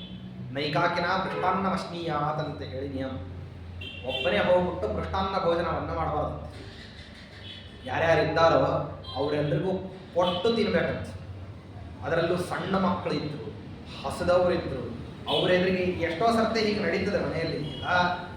ವಿಕ್ರಮಗಳು ನಡೀತಿರ್ತವೆ ಮನೆಯಲ್ಲಿ. ಸಣ್ಣ ಮಕ್ಕಳು ಇರ್ತಾರೆ, ಬಾಣಂತಿಯರು ಇರ್ತಾರೆ, ಬಸರಿಯರು ಇರ್ತಾರೆ, ಮಾಡೋರಿಗೆಲ್ಲ ತೊಂದರೆ ಆಗ್ತಿರ್ತದೆ, ಮಡಿಮೈಲಿಗೆ ನಡಿಬೇಕು. ಆ ಸಮಯದಲ್ಲಿ ಏನಾಗ್ತದೆ ಅಂದ್ರೆ ಮನೆಯವರಿಗೆ ಯಾರು ಮತ್ತು ಮಡಿಮೈಲಿಗೆ ಮಾಡೋರಿದ್ದಾರೋ ಮೊದಲು ನೀವು ಮುಗಿಸ್ಕೊಂಡ್ಬಿಡ್ರಿ ಅಂತ ಹಾಕ್ಬಿಡುತ್ತಾರೆ. ಆ ಕೂದಂತಹ ಸಮಯದಲ್ಲಿ ಆ ತಿಂಡಿಗೋ ಊಟಕ್ಕೋ ಮಕ್ಕಳು, ಸಣ್ಣ ಮಕ್ಕಳು ಕಾದಿರ್ತಾರೆ. ಅವರನ್ನು ಕಾಯಿಸಿ ತಿನ್ನಬಾರ್ದಂತೆ, ಅದು ತಪ್ಪು. ಶಾಸ್ತ್ರ ಹೇಳ್ತದೆ ಆ ರೀತಿ ತಿನ್ನಬಾರ್ದು. ನೈಕಾಕಿನ ಮೃಷ್ಟಾನ್ನ ವಶ್ನೀಯ. ಅದರಲ್ಲಿ ಯಾರಾದರೂ ಹೊರಗಿನಿಂದ ಬಂದರು, ಒಂದಾ ಅವ್ರು ಊಟಕ್ಕೆ ಕೇಳಬೇಕು, ಇಲ್ಲ ಅವ್ರು ಎದ್ದು ಹೋಗೋ ತನಕ ಊಟಕ್ಕೆ ಕೂಡದೇ ಇರಬೇಕು.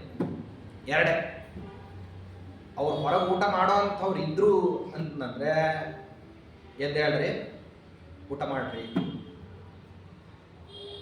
ಇಲ್ಲ ಅವ್ರು ಊಟ ಮಾಡೋದಿಲ್ಲ ಅಂತ ಹೇಳಿದ್ರೆ ಅವ್ರಿಗೆ ಎದ್ದು ಹೋಗ್ಬೇಕು. ಇಲ್ಲ ಅವ್ರದ್ದೇನೋ ನಿಯಮಗಳಿದೆ, ಅವರೇನೋ ಉತ್ತಮವಾದಂತಹ ಇವರಿಗಿಂತಲೂ ಆತಿಥೇಯರಕ್ಕಿಂತಲೂ ಅತಿಥಿಗಳೇನೋ ಬೇರೆ ನಿಯಮಗಳನ್ನು ಇಟ್ಟುಕೊಂಡಿದ್ರು ಅಂದರೆ ಅವರಿಗೆ ಅನ್ನಾದಿಗಳು ಅವ್ರಿಗೆ ಬೇಕಾಗಿತ್ತು ಅಂದರೆ ಅನ್ನೋದಕ್ಕಗಳಿಗೆ ವ್ಯವಸ್ಥೆ ಮಾಡಬೇಕು. ಶಾಸ್ತ್ರ ಹೇಳ್ತದೆ.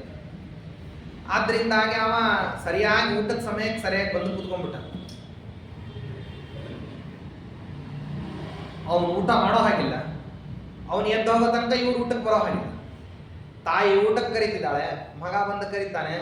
ಅದಕ್ಕೆ ಇಲ್ಲಪ್ಪ, ನನಗೆ ಈ ಧನಿಕನಿಗೆ ದ್ರವ್ಯ ಕೊಡಬೇಕಾಗಿದೆ, ಅವನಿಗೆ ದ್ರವ್ಯ ಕೊಡೋ ತನಕ ನಾನು ಊಟ ಮಾಡೋ ಹಾಗಿಲ್ಲ. ಸರಿ, ಅದಕ್ಕೆ ಅವರು ವಾಸುದೇವಾಚಾರ್ಯ ಏನು ಹೇಳಿದ್ರು, ಬರಪ್ಪ ಇಲ್ಲಿ ಅಂತ ಕರೆದವ. ಯಾರನ್ನ? ಧನಿಕನ. ಸರಿ, ಅವನು ಎದ್ದು ಬಂದ, ನೀವು ಊಟಕ್ಕೆ ಹೋಗ್ರಿ ಅಂತ ಹೇಳಿ ತಂದೆಯನ್ನು ಒಳಗೆ ಊಟಕ್ಕೆ ಕಳಿಸ್ಬಿಟ್ರು. ಅವನು ಎದ್ದಲ್ಲ, ಅವನು ಹೊರಡ್ತಾನಿನ್ನ, ನೀವು ಊಟಕ್ಕೆ ಹೋಗ್ರಿ. ಅವನು ಎದ್ದು ಈ ಕಡೆ ಬರ್ತಿರೋ ಹಂಗೇನೆ ಅಲ್ಲೊಂದು ಹುಣಸೆ ಮರ, ಆ ಹುಣಸೆ ಮರದ ಬೀಜಗಳು, ಹುಣಸೆ ಹಣ್ಣೆಲ್ಲ ಉದುರಿದ ನಂತರದಲ್ಲಿ ಬೀಜಗಳು ನೆಲದ ಮೇಲೆ ಬಿದ್ದಿರ್ತದೆ. ಆ ಬೀಜಗಳನ್ನು ಆರಿಸಿ ಬೊಗಸೆ ತುಂಬ ಬೀಜಗಳನ್ನು ಸುರಿತಾ ಬಂದಿರುತ್ತೆ. ಇವ್ರ ಕೈಯಿಂದ ಬೀಳುವಂತಹ ಮತ್ತೆ ಬೀಜಗಳು ಅವನ ಕೈಗೆ ಬೀಳ್ತಿರೋ ಹಂಗೆ ಸುವರ್ಣ ನಾಣ್ಯಗಳಾಗ್ತಿತ್ತಂತೆ. ಅವನ ಕೈ ಮುಟ್ತಿರೋ ಹಂಗೇನೆ ಹೇರ್ ಬೀಜಗಳನ್ನ ತುಂಬಿಕೊಂಡಂಥವು. ಸಾಕು ಸಾಕು ಅನ್ನೋಷ್ಟೊತ್ತೆಲ್ಲ ಅವನಿಗೆ ಕೊಟ್ಟು ಬಿಟ್ಟು, ಆಯ್ತೇನೋ ಬಂತ ನಿನ್ನ ದ್ರವ್ಯ ಆಗ್ತಿರೋ ಹಂಗೇನೆ ಅವನು ಆಯ್ತು ಅಂದಂತೆ. ಹೊರಡು ಅಂದ ತಕ್ಷಣ ಅವನು ಹೊರಟು. ಕಾಲಾಂತರದಲ್ಲಿ ಇವರಿಗೆ ದ್ರವ್ಯ ಅನುಕೂಲ ಆಯಿತು ಅಂತ ಮದ್ದಿಗೆ ಬಿಟ್ರೆ ಅವನ ಹತ್ರ ಹೋದ್ರಂತೆ, ನಿಂದು ದುಡ್ಡು ಅವತ್ತು ಕೇಳಿಕ್ ಬಂದಿದ್ಯಪ್ಪ, ಅವತ್ತಿರಲಿಲ್ಲ, ಇವತ್ತಿದೆ ತಗೋರಂತೆ. ಅವತ್ತೇ ನಿಮ್ಮ ಮಗ ಕೊಟ್ಟ, ಇವತ್ತೇನು ಕೇಳ್ತಿದ್ದೀರಿ ನನ್ನ ಕಾಲಾಂತರೇ ನಿಜಧನೇ ಪ್ರತಿದೀಪ್ಸಿದೇಪಿ ಸಾಕ್ಷಾತ್ ಅಮಾನವನ ವಾಕೃತಿತ ಸ್ವಲೇಭೆ ನಿಜಚ್ಛಲೇನ ಪುರುಷಾರ್ಥ ಮಹೋವಿಶಿಷ್ಟಂ. ಅವನಿಗೆ ಹುಣಸೆ ಬೀಜ ಕೊಡೋದರ ಮೂಲಕವಾಗಿ ಮೋಕ್ಷರೂಪವಾದಂತಹ ಪುರುಷಾರ್ಥವನ್ನೇ ಕೊಟ್ಟು ಬಿಟ್ಟಿದ್ರ. ಯಾಕಂದ್ರೆ ನನ್ನ ತಂದೆ ಅಂತವನಿಗೆ ನೀನು ಸಾಲ ಕೊಟ್ಟಿದ್ದಿ ಅಂದ್ರೆ ನೀನು ಸುಮ್ಮನೆ ನನ್ನ ಹತ್ರ ಪ್ರತ್ಯರ್ಪಣವಾಗಿ ಅದನ್ನ ಬಡ್ಡಿ ಅಂತ ಅನ್ನೋದು ಸಾಮಾನ್ಯವಾದದ್ದಲ್ಲೇ ಅಲ್ಲ, ಮೋಕ್ಷವನ್ನೇ ತಗೊಂಡು. ಹೀಗೆಲ್ಲ ಬಾಲ್ಯದ ಲೀಲೆಗಳೆಲ್ಲ ನೋಡೋದು. ಅಂಥವರು ಏನು ಮಾಡಿರಲಿ ಅಂದರೆ ಅಜ್ಞಾನದಿಂದ ನಮ್ಮ ಏನೇನು ತಪ್ಪುಗಳನ್ನು ಮಾಡಿರ್ತೀವಿ ಆ ತಪ್ಪುಗಳನ್ನು ನಮ್ಮದನ್ನು ಕ್ಷಮ ಮಾಡಲಿ ಅಂತ ಹೇಳ್ತಾರೆ. ಇದಾದ ಮೇಲೆ ಆಚಾರ್ಯರು ತಮ್ಮ ಬಂಧುವರ್ಗದಲ್ಲಿ ನಡೆಯತಕ್ಕಂತಹ ಒಂದು ವಿವಾಹಕ್ಕೆ ತಂದೆ ತಾಯಿಗಳ ಜೊತೆ ಹೋದರು. ಆ ವಿವಾಹ ಅಂತಂದ್ರೆ ಏನು? ಪ್ರಾಚೀನರಲ್ಲೆಲ್ಲ ಅದು ಒಂದು ದಿವಸಕ್ಕೆ ಹೋದ್ರು, ಮುಗಿಸ್ಕೊಂಡ್ರು, ಬಂದರು. ಇಲ್ಲ, 15 ದಿವಸದ ಕಾರ್ಯಕ್ರಮ. ಹೆಣ್ಣಿನ ಕಡೆಯಿಂದ ಹೋದ್ರಂತೂ 15 ದಿವಸ ಮುಗಿಸ್ಕೊಂಡೇ ಬರಬೇಕು. ಎರಡು ಕಡೆನೂ ಅದೇನೆ. ಉಪಚಾರ ಮಾಡೋರು ಒಂದು ವರ್ಗದವರು, ಉಪಚಾರ ಮಾಡಿಸ್ಕೊಳ್ಳೋರು ಇನ್ನೊಂದು ಕಡೆ. ಹೆಣ್ಣಿನವ್ರ ಮನೆಗೆ ಹೋಗ್ಬೇಕಂತಂದ್ರೆ ಹೆಣ್ಣಿನ ಕಡೆಯವ್ರು ನಾವು ಅಂತ ಅನ್ಕೊಳ್ಬೇಕಂದ್ರೆ ತಿಂಗಳಗಟ್ಟಲೆ ಮುಂಚೆನೆ ಹೋಗಿ ಎಲ್ಲಾ ಪದಾರ್ಥಗಳನ್ನು, ಹುಳಿ ಪುಡಿ, ಚಟ್ನಿ ಪುಡಿ, ಸಾರಿನ ಪುಡಿ, ಮತ್ತೆ ಮೊಳಗಾಯಿ ಪುಡಿ, ಮತ್ತೆ ಹಪ್ಪಳ, ಸಂಡಿಗೆ, ಪೇಣಿ, ಚಕ್ಲಿ, ಗಿಲಿಗಂಚಿ, ಉಂಡೆ, ಇನ್ನೊಂದು ಏನೇನು ಪದಾರ್ಥಗಳನ್ನ ಮಾಡಬೇಕು. ಆಮೇಲೆ ಸಜ್ಜೆ ಮನೆ ಸಾಮಾನುಗಳು, ಬಿಡದಿ ಮನೆ ಸಾಮಾನುಗಳು, ಹೊಂದಿಸ್ಕೊಡ್ಬೇಕಾದ್ದು, ಹೆಣಿಗೆ ಹಾಕಬೇಕಾಗಿರೋದು, ಕುಸರಿ ಕೆಲಸ ಮಾಡಬೇಕಾಗಿರೋದು, ತೆಗೆದು ಇಟ್ಕೋಬೇಕಾಗಿರೋದು, ಜೋಡಿಸಿ ಇಟ್ಕೋಬೇಕಾಗಿರೋದು, ಹರಳು ಮಾಡ್ಕೋಬೇಕಾಗಿರೋದು, ಧಾನ್ಯ ಸಿದ್ಧ ಮಾಡ್ಕೊಳ್ಳೋದು, ಒಂದೇ ಎರಡು ನಿರಂತರವಾಗಿ ಅದೊಂದು ಕಾರ್ಯಕ್ರಮ. ಒಂದು ಮೊದಲನೇ ದಿವಸ ಬಿಸಿಲೂಟ ಅಂತ ಮಾಡಿಬಿಟ್ರು ಅಂದ್ರೆ, ಬಿಸಿಲೂಟ ಅಂತ ಹೇಳಿ ಹೆಣ್ಣಿನ ಕಡೆಯವರು ಬಂದು ಯಾರು ಕೆಲಸ ಮಾಡೋರು ಇರ್ತಾರೋ ಅವ್ರು ಒಂದು ಊಟಕ್ಕೆ ಅಂತ ಹಾಕ್ತಾರೆ. ಅವತ್ತೊಂದು ಸಜ್ಜಿಗೆ ಪಾಯಸದ ಅಡಿಗೆ ಮಾಡಿಬಿಟ್ಟು ಸಜ್ಜಿಗೆ ಮುಹೂರ್ತ ಬಿಸಿಲೂಟ ಅಂತ ಮಾಡಿ ಊಟಕ್ಕೆ ಹಾಕಿದ್ರೆ ಅಂದ್ರೆ ಅವತ್ತು ಕೆಲಸಕ್ಕೆ ರಣವೀಳ್ಯ ಕೊಟ್ಟಂಗ. ಅವತ್ತಿನಿಂದ ಆರಂಭ. ಅಡಿಕೆ ಪುಡಿ ಮಾಡೋ ತನಕನೂ ಕೂಡ ಎಲ್ಲಾ ಕೆಲಸ. ಅಡಿಕೆ ಪುಡಿ ಮಾಡೋದು ಅಂದ್ರೆ ಏನು? ಅಡಿಕೆಯನ್ನು ತಂದು ಅದನ್ನ ಬೇಯಿಸಿ, ಅದನ್ನ ಕುದಿಸಿ, ಅದನ್ನ ಒಣಗಿಸಿ, ಅದನ್ನ ಹುರಿದು, ಅದಕ್ಕೆ ತುಪ್ಪ ಹಾಕಿ, ಪದಾರ್ಥಗಳನ್ನ ಬೆರೆಸಿ, ಅದನ್ನ ಬೀಡ ಅಂತ ಕಟ್ಟೋ ತನಕನೂ ಅಡಿಕೆ ಮಾಡೋ ಕಾರ್ಯಕ್ರಮನೇ. ಅದಕ್ಕೆ ಒಂದು ವರ್ಗ. ಬಹಳ ದೊಡ್ಡ ಕೆಲಸ ಅದೇನು. ಅಡಿಕೆ ಬಣ್ಣ ಕಟ್ಟೋದು ಅಂದ್ರೆ ಸಾಮಾನ್ಯ ಅಲ್ಲ. ಅದನ್ನ ಮೊದಲು ತರೋದು ಮೊದಲನೇ ಕೆಲಸ, ಮೆಟ್ಟಗತ್ತೆ ಮೇಲೆ ಕೂತ್ಕೊಂಡು ಸುಲಿಯೋದು ಎರಡನೇ ಕೆಲಸ. ಅದನ್ನ ಆನಂತರದಲ್ಲಿ ರಾತ್ರಿ ಕುದಿಸ್ಬೇಕು, ಚೆನ್ನಾಗಿ ಕುದಿಬೇಕು. ಅದು ಕುದ್ದ ನಂತರದಲ್ಲಿ ಸರಿಯಾದ ಬಿಸಿಲಿನಲ್ಲಿ ಒಣಗಬೇಕು. ಒಣಗೋ ಸಮಯದಲ್ಲಿ ಮಂಜು ಬೀಳಬಾರ್ದು, ಮಣ್ಣು ಆಗಬಾರ್ದು, ಮಳೆ ಮೊದಲು ಬೀಳಬಾರ್ದು, ಕೆಟ್ಟೋಗ್ಬಿಡ್ತದೆ ಅಡಿಕೆ. ಹಾಗದನ್ನ ಒಣಗಿಸಿ 16 ಬಿಸಿಲು, 12 ಬಿಸಿಲು, 18 ಬಿಸಿಲು, 32 ಬಿಸಿಲು ಅಂತೆಲ್ಲ ಒಣಗಿಸ್ತಾರೆ. ಆ ಒಣಗಿಸಿದ ನಂತರದಲ್ಲಿ ಏನಪ್ಪಾ ಅಂತಂದ್ರೆ ಅದನ್ನ ಕುಟ್ಕೊಳ್ಳುತ್ತೆ. ಅದನ್ನ ಹದವಾಗಿ ಬರೋ ಹಂಗೆ ಕುಟ್ಟಿ ಅದರೊಳಗೆ ನಾನಾ ರೀತಿ ಇದೆ. ಅದನ್ನ ಹಸ, ಚಾಲಿ, ಗುಂಡು, ಗೊರಬಲು ಅಂತ ನಾನಾ ರೀತಿ ಪ್ರಭೇದಗಳಿವೆ. ಯಾವುದು? ಕರೆಕ್ಟ್, ಒಳ್ಳೆ ಪ್ರಶ್ನೆ. ಅರಿಶಿಣ ಮತ್ತು ಅಡಿಕೆಯನ್ನ ಕುದಿಸ್ಲಾರ್ದೇನೆ ನಿಮಗೆ ಬಳಕೆಗೆ ಬರಲ್ಲ ಆ ಪದಾರ್ಥ. ಅದನ್ನ ಯಾವ ರೀತಿಯಲ್ಲಿ ನಾವು ಕುದಿಸೋದು ಅಂತಂದ್ರೆ ಯಾವ್ಯಾವುದೋ ಪದಾರ್ಥ ಕುದಿಸಿದ್ರೆ ಮುಸ್ರೆ ಆಗೋದಿಲ್ಲ. ಮುಸ್ರೆ ಆಗೋದು ಅಂತ ಅನ್ನೋದಕ್ಕೆ ಒಂದು ಕ್ರಮ ಇದೆ.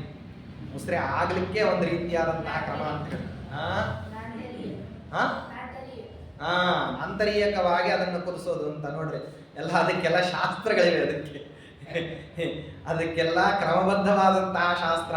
ಆಂತರಿಕ ಇಲ್ಲದೇನೆ ಅದನ್ನು ಕುದಿಸ್ತಕ್ಕಂಥದ್ದು ಅಂತೆಲ್ಲ ಸಮಸ್ಯೆಗಳಿವೆ. ಅದನ್ನು ಹ್ಯಾಕ್ ಕುದಿಸ್ಬೇಕು, ಯಾವ ರೀತಿ ಬೇಯಿಸ್ಬೇಕು, ಯಾವ ಕೈಯಿಂದ ಮುಟ್ಟಬೇಕು, ಯಾರು ಮುಟ್ಟಿದ್ರೆ ಮುಸ್ರೆ, ಯಾರು ಮುಟ್ಟಿದ್ರೆ ಮುಸ್ರೆ ಅಲ್ಲ. ಎಂಜಲು ಅಂತಂದ್ರೆ ಬಾಯಿಂದ ಬಿತ್ತು ಅಂತಂದ್ರೆ ಎಲ್ಲರ ಬಾಯಿಂದ ಬಿದ್ದದ್ದು ಎಂಜಲು ಅಂತ ಆಗೋದಿಲ್ಲ.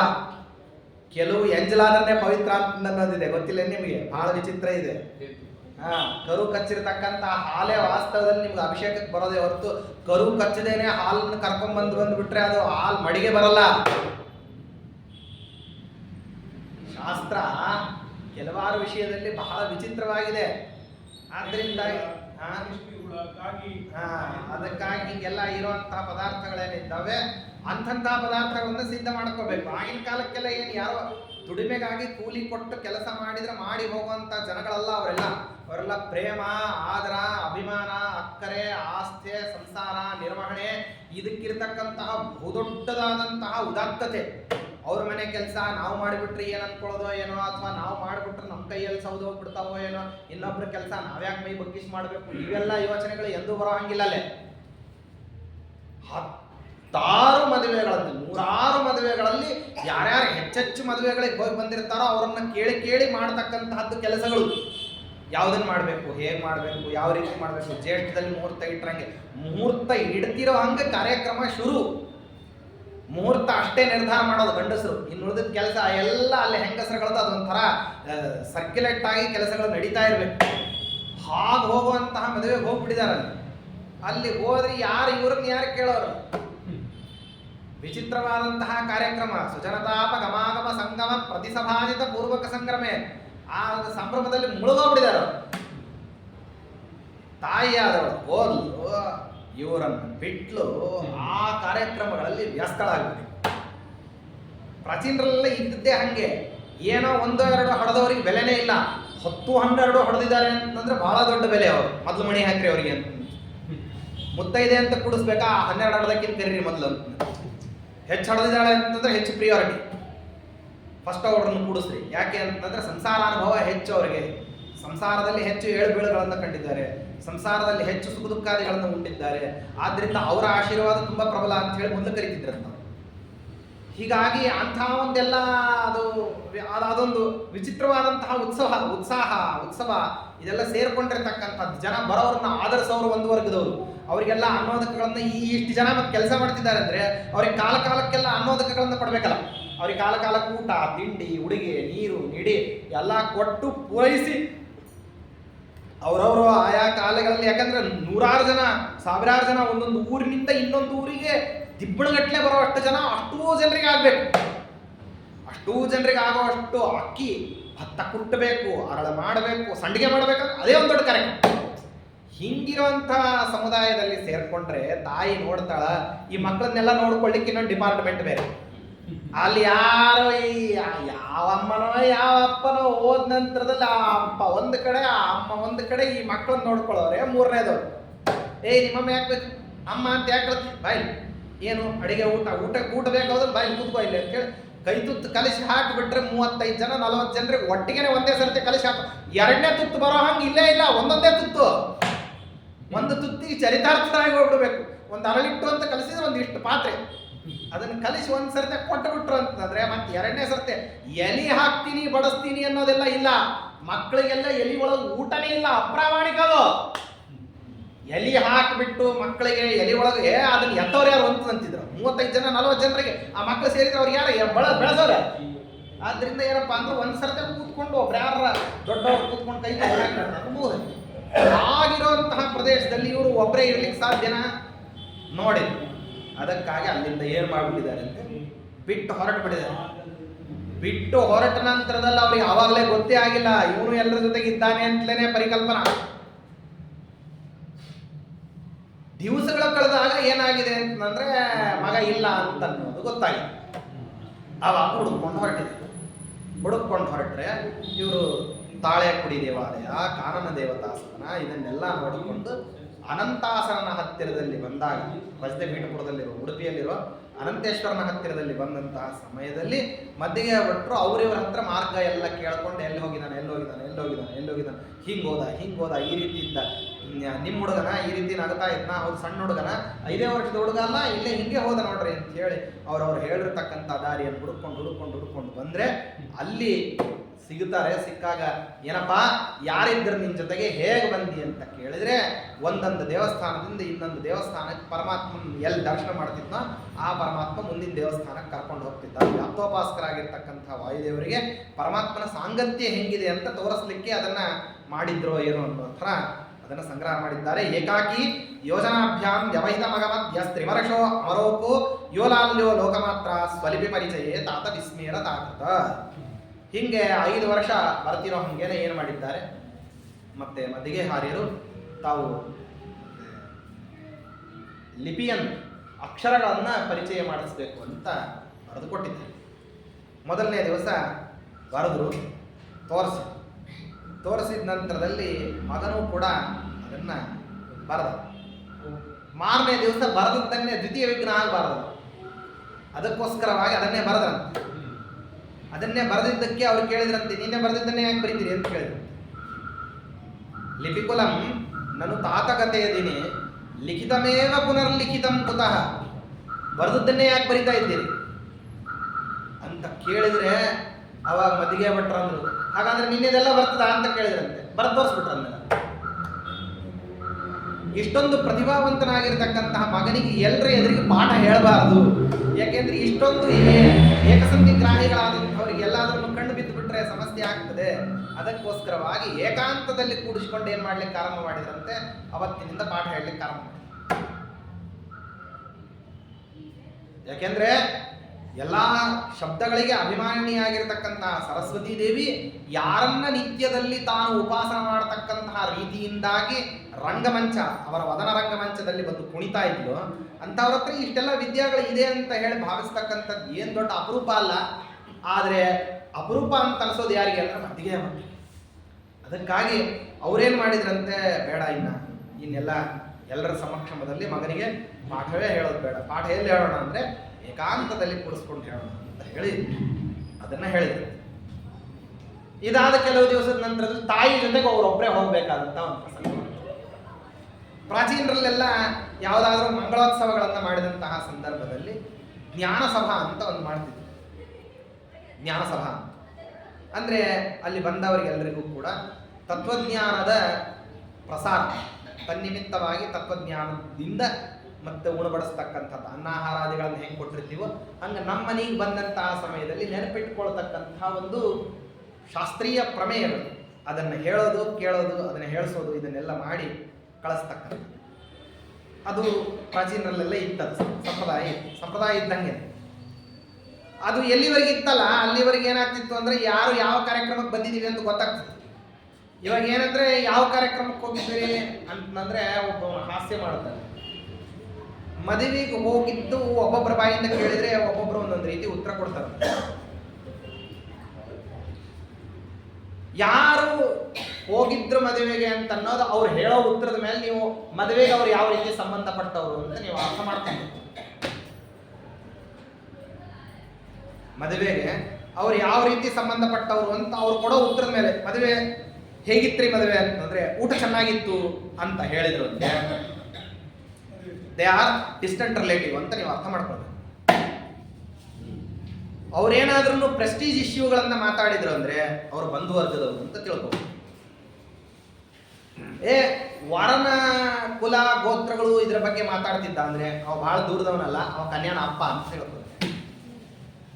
ವಧುವಿನ ರೂಪ ಗುಣದ ಬಗ್ಗೆ ಮಾತಾಡ್ತಿದ್ರು ಅಂದ್ರೆ ಅಕ್ಕಿ ಹೊರಗಿನ ಕೆಲ್ಲಕ್ಕಿ ವರನ ತಾಯಿ ಅಂತ ತಿಳ್ಕೊಬೇಕು. ಅದನ್ನ ಹೇಳ್ತಾರೆ, ಕನ್ಯಾ ವರಯತೆ ರೂಪಂ ಮಾತಾ ವಿತ್ತಂ ಪಿತಾ ಕುಲಂ ಬಾಂಧವಾಹ ಸ್ಥಾನಮಿಚ್ಛಂತಿ ಮೃಷ್ಟಾನ್ನ ಮಿತರೇ ಜನ. ನೀವೇನಾರ ಮಾಡ್ಕೊಡ್ರಿ, ಹೊರಗಿನಿಂದ ಬಂದವ್ರದ್ದು ಏನು ಅಂತಂದ್ರೆ ನಮಗೆ ಮಂಡಿಗೆ ಪ್ರಸ್ಥ ಆಗಿರ್ಬೇಕು. ಅದರಲ್ಲೂ ಈ ಬಳ್ಳಾರಿ ಈ ಕಡೆ ಮಂದಿ ಅಂತ ಒಂದು ಮಂಡಿಗಿಲ್ಲ, ಒಂದು ಸಂಡಿಗಿಲ್ಲ, ಸುಡುಗಾಡ ಮದುವೆ. ಅದು ಯಾವ ಮದುವೆ? ಅದು ಮದುವೆ ಅಂತ ಆಗ್ಬೇಕು ಅಂತಂದ್ರೆ ಒಳ್ಳೆ ಮಂಡಿಗೆ ಪ್ರಸ್ಥ, ಒಳ್ಳೆ ಸಂಡಿಗೆ, ಅದ್ಭುತವಾಗಿ ಬಡಸೋಣಕ್ಕೆ. ಧಾರವಾಡದ ಕಡಿಮೆ ಇದ್ರೆ ಮದುವೆ ಅಂತ ಆಗ್ಬೇಕು ಅಂದ್ರೆ ಏನಂದ್ರೆ ಹಿಂದಿನ ದಿವಸ ರಾತ್ರಿ ಜಗಳಾಡ್ಬೇಕು. ಅಪರಾತ್ರಿ 2 ಗಂಟೆ ತನಕ ಜಗಳಾಡಿ ಊಟ ಮಾಡಿ ಮಲಕ್ಕೊಂಡ್ರೆ ಮಾರನೇ ದಿವಸ ಮದುವೆಗೆ ಇಬ್ರು ಪರಸ್ಪರಲ್ಲಿ ಹಿಂದಿನ ದಿವಸ ಜಗಳಾಡಿದ್ರೆ ನಾವು ನಿಮಗೆ ಅಯೋಮಯ ಆಗಬೇಕು. ಹಿಂದಿನ ದಿವಸ ಚೆನ್ನಾಗಿ ಜಗಳಾಡುತ್ತಿರ್ತಾರೆ. ಏನೇನೋ ಸಣ್ಣ ಸಣ್ಣ ಕ್ಷುಲ್ಲಕ ಕಾರಣಕ್ಕೆ ಜಗಳಾಡೋದು, ಜಗಳಾಡಿ ಮಾಡಿ ರಂಪ ಅರ್ಧ ಅಂತ ಮಾಡಿಬಿಟ್ಟು ಮಾರನೇ ದಿವಸ ಅದನ್ನ ಮರ್ತು ಬಿಟ್ಟಿದಾರನೋ ಇವರು ಜಗಳ ಆಡಿದವರು ಅಲ್ಲೇನೋ ಅನ್ನೋ ಥರ ಒಳ್ಳೆ ಸಖ್ಯ ಭಾವನೆಯಿಂದ ಮದುವೆ ಮಾಡ್ಕೊಂಡು ತುಂಬಾ ಚೆನ್ನಾಗಿ ಮಾಡ್ಬೋದು. ಅದು ಪರಸ್ಪರಲ್ಲಿ ಅದು ಅಗೇನ್ಸ್ಟ್ ಅಲ್ಲ, ಹಾಗೆ ತೋರಿದವ್ರು ಹಂಗೆ ಮಾಡೋದು, ಅದು ಆ ರೀತಿ ಇರುತ್ತೆ. ಹಿಂಗೆ ಒಂದೊಂದು ಕಡೆ ಮದುವೆ ಅವ್ರಿಗೆ ಪಾಪ ತಮಿಳ್ನಾಡಿನವ್ರಿಗೆಲ್ಲ ಗಟ್ಟಿಯಾಗಿ ಮಾತಾಡ್ಬಿಟ್ರೆ ಅಂದ್ರೆ ಮದುವೆ ನಿಲ್ಲಿಸ್ಬಿಡ್ತಾರೆ. ಅವ್ರ ಸ್ವಭಾವ ಬೇರೆ. ತಮಿಳ್ನಾಡಿನವ್ರ ಸ್ವಭಾವ ಏನಂತಂದ್ರೆ ಅವ್ರು ಪ್ರಾಯ ಅಳಿಯಂದ್ರನ್ನೆಲ್ಲ ದೇವತೆಗಳನ್ನ ನೋಡ್ದಂಗೆ ನೋಡ್ತಾರೆ. ಮಾಪ್ಳೆ ಅಂದ್ರೆ ಮುಗಿದು ಹೋಯ್ತು ಅಷ್ಟೇ, ಅಷ್ಟು ಒಳ್ಳೆ ಗೌರವ ಬುದ್ಧಿ. ಪ್ರತಿ ದೀಪಾವಳಿಗೂ ಹಳೆಯತನದಷ್ಟೇ ಗೌರವ ಇಟ್ಕೊಂಡಿರ್ತಾರೆ. ಮಾಡ್ತಾರೆ ಬಿಡ್ತಾರೆ, ದಟ್ಸ್ ಡಿಫ್ರೆಂಟ್ ಕ್ವಶನ್. ಮಾಡಬೇಕು ಅಂತ ಅನ್ನೋದಂತೂ ಮನಸ್ಸಿನಲ್ಲಿ ಇರುತ್ತೆ. ಅಷ್ಟು ಹಳೆಯನ ಬಗ್ಗೆ ಬಹಳ ಗೌರವ ಆದರಗಳನ್ನ ಇಟ್ಕೊಂಡಿರ್ತಾರೆ ಯಾರು, ತಮಿಳ್ನಾಡಿನ ಜನ. ಅದೊಂದು ಒಳ್ಳೆ ಸಂಪ್ರದಾಯ, ಒಂದೊಂದು ಕಡೆ ಒಂದೊಂದು ರೀತಿ ಆ ರೀತಿಯೆಲ್ಲ ಇರ್ತದೆ. ಹಾಗೆ ಒಂದೊಂದು ಕಡೆ ಏನು ಸ್ವಾರಸ್ಯ ಇರ್ತದೆ. ಈ ಎಲ್ಲ ಸ್ವಾರಸ್ಯಗಳನ್ನು ನೋಡ್ಲಿಕ್ಕೆ ಹೊರಟಂತಹ ಸಮಯದಲ್ಲಿ ನೀವು ಮದುವೆ ಅಂತ ಅನ್ನೋದು ಒಬ್ಬೊಬ್ಬರಿಗೆ ಒಂದೊಂದು ರೀತಿ ಇರ್ತದಲ್ಲ, ಆ ಮದುವೆಯ ಸ್ವಾರಸ್ಯವನ್ನ ನೀವು ಅರ್ಥೈಸಿಕೊಳ್ಳಬೇಕಂದ್ರೆ ಪ್ರಾಚೀನರಲ್ಲೆಲ್ಲ ಅದಕ್ಕೆ ಸಂಬಂಧಪಟ್ಟಿರುವಂಥದ್ದು ಶಾಸ್ತ್ರೀಯ ಪ್ರಕ್ರಿಯೆಯಲ್ಲಿ ಮದುವೆ ಅಂದ್ರೆ ಏನು, ಕನ್ಯಾ ಯಾರು, ವರ ಯಾರು, ಕನ್ಯಾನ್ನ ಯಾವ ಕಾಲದಲ್ಲಿ ದಾನ ಮಾಡ್ತಿದ್ದಾರೆ, ಆ ಕಾಲದಲ್ಲಿ ಕನ್ಯಾನಲ್ಲಿ ಇರತಕ್ಕಂತಹ ದೇವತಾ ಸಂವಿಧಾನ ಎಂಥದ್ದು, ವರನಲ್ಲಿ ಇರತಕ್ಕಂಥದ್ದು, ಇದನ್ನೆಲ್ಲ ಉಪನಿಷತ್ ಹೇಳ್ತದೆ. ಕನ್ಯಾನ್ನ ಯಾವ್ಯಾವ ಕಾಲದಲ್ಲಿ ದಾನ ಮಾಡ್ತಾರೋ ಅದಕ್ಕೆ ಪ್ರತ್ಯೇಕ ನಭ್ನ ಅಂತ ಹೇಳಿ, ಗೌರಿ ಅಂತ ಹೇಳಿ, ಕನ್ಯಾ ಅಂತ ಹೇಳಿ, ವೃಷಲಿ ಅಂತ ಹೇಳಿ ಬೇರೆ ಬೇರೆ ಹೆಸರುಗಳೆಲ್ಲ ಇದ್ದಾರೆ.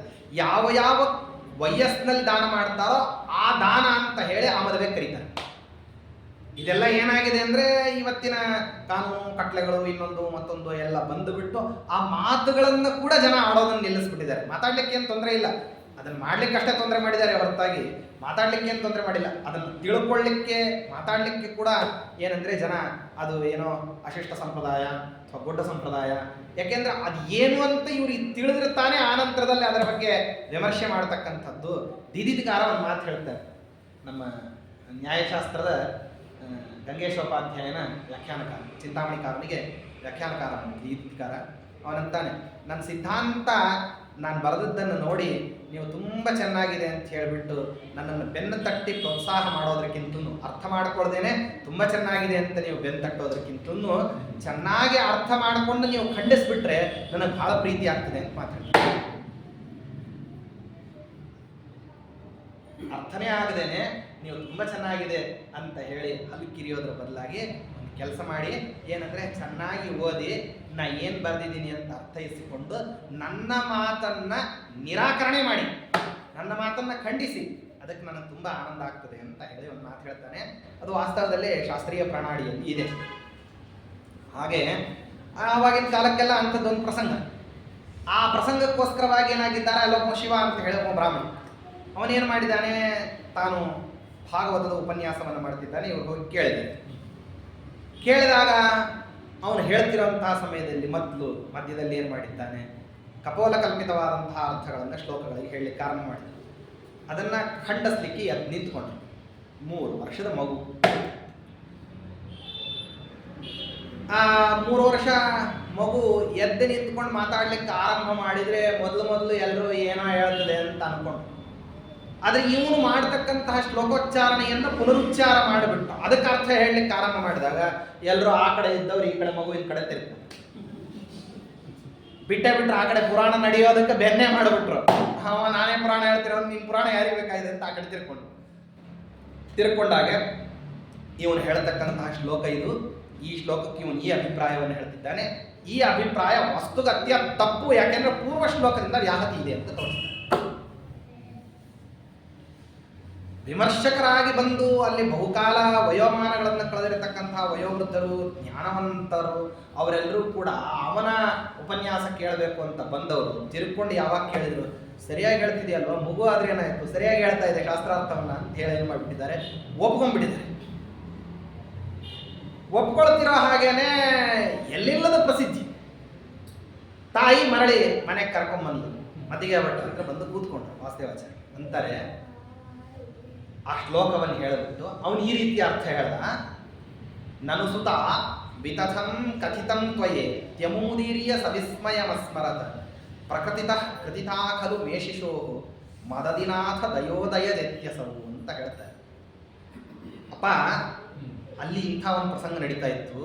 ಆ ಶಿವನೆಂಬತಕ್ಕಂತಹ ಬ್ರಾಹ್ಮಣ ಈ ರೀತಿಯಲ್ಲಿ ಏನು ಮಾಡಿದ ಅಂದರೆ ಅರ್ಥವನ್ನು ವರ್ಣನ ಮಾಡಿದ, ಅದು ತಪ್ಪು ಅಂತ ಹೇಳಿ ಖಂಡಿಸಿ ನಾನು ಈ ರೀತಿಯ ಅರ್ಥವನ್ನು ಹೇಳಿದೆ. ನೀವು ಹೇಳ್ರಿ, ಈಗ ಅವನು ಹೇಳಿದ್ ಸರಿನೋ ನಾನು ಹೇಳಿದ್ ಸರಿನೋ?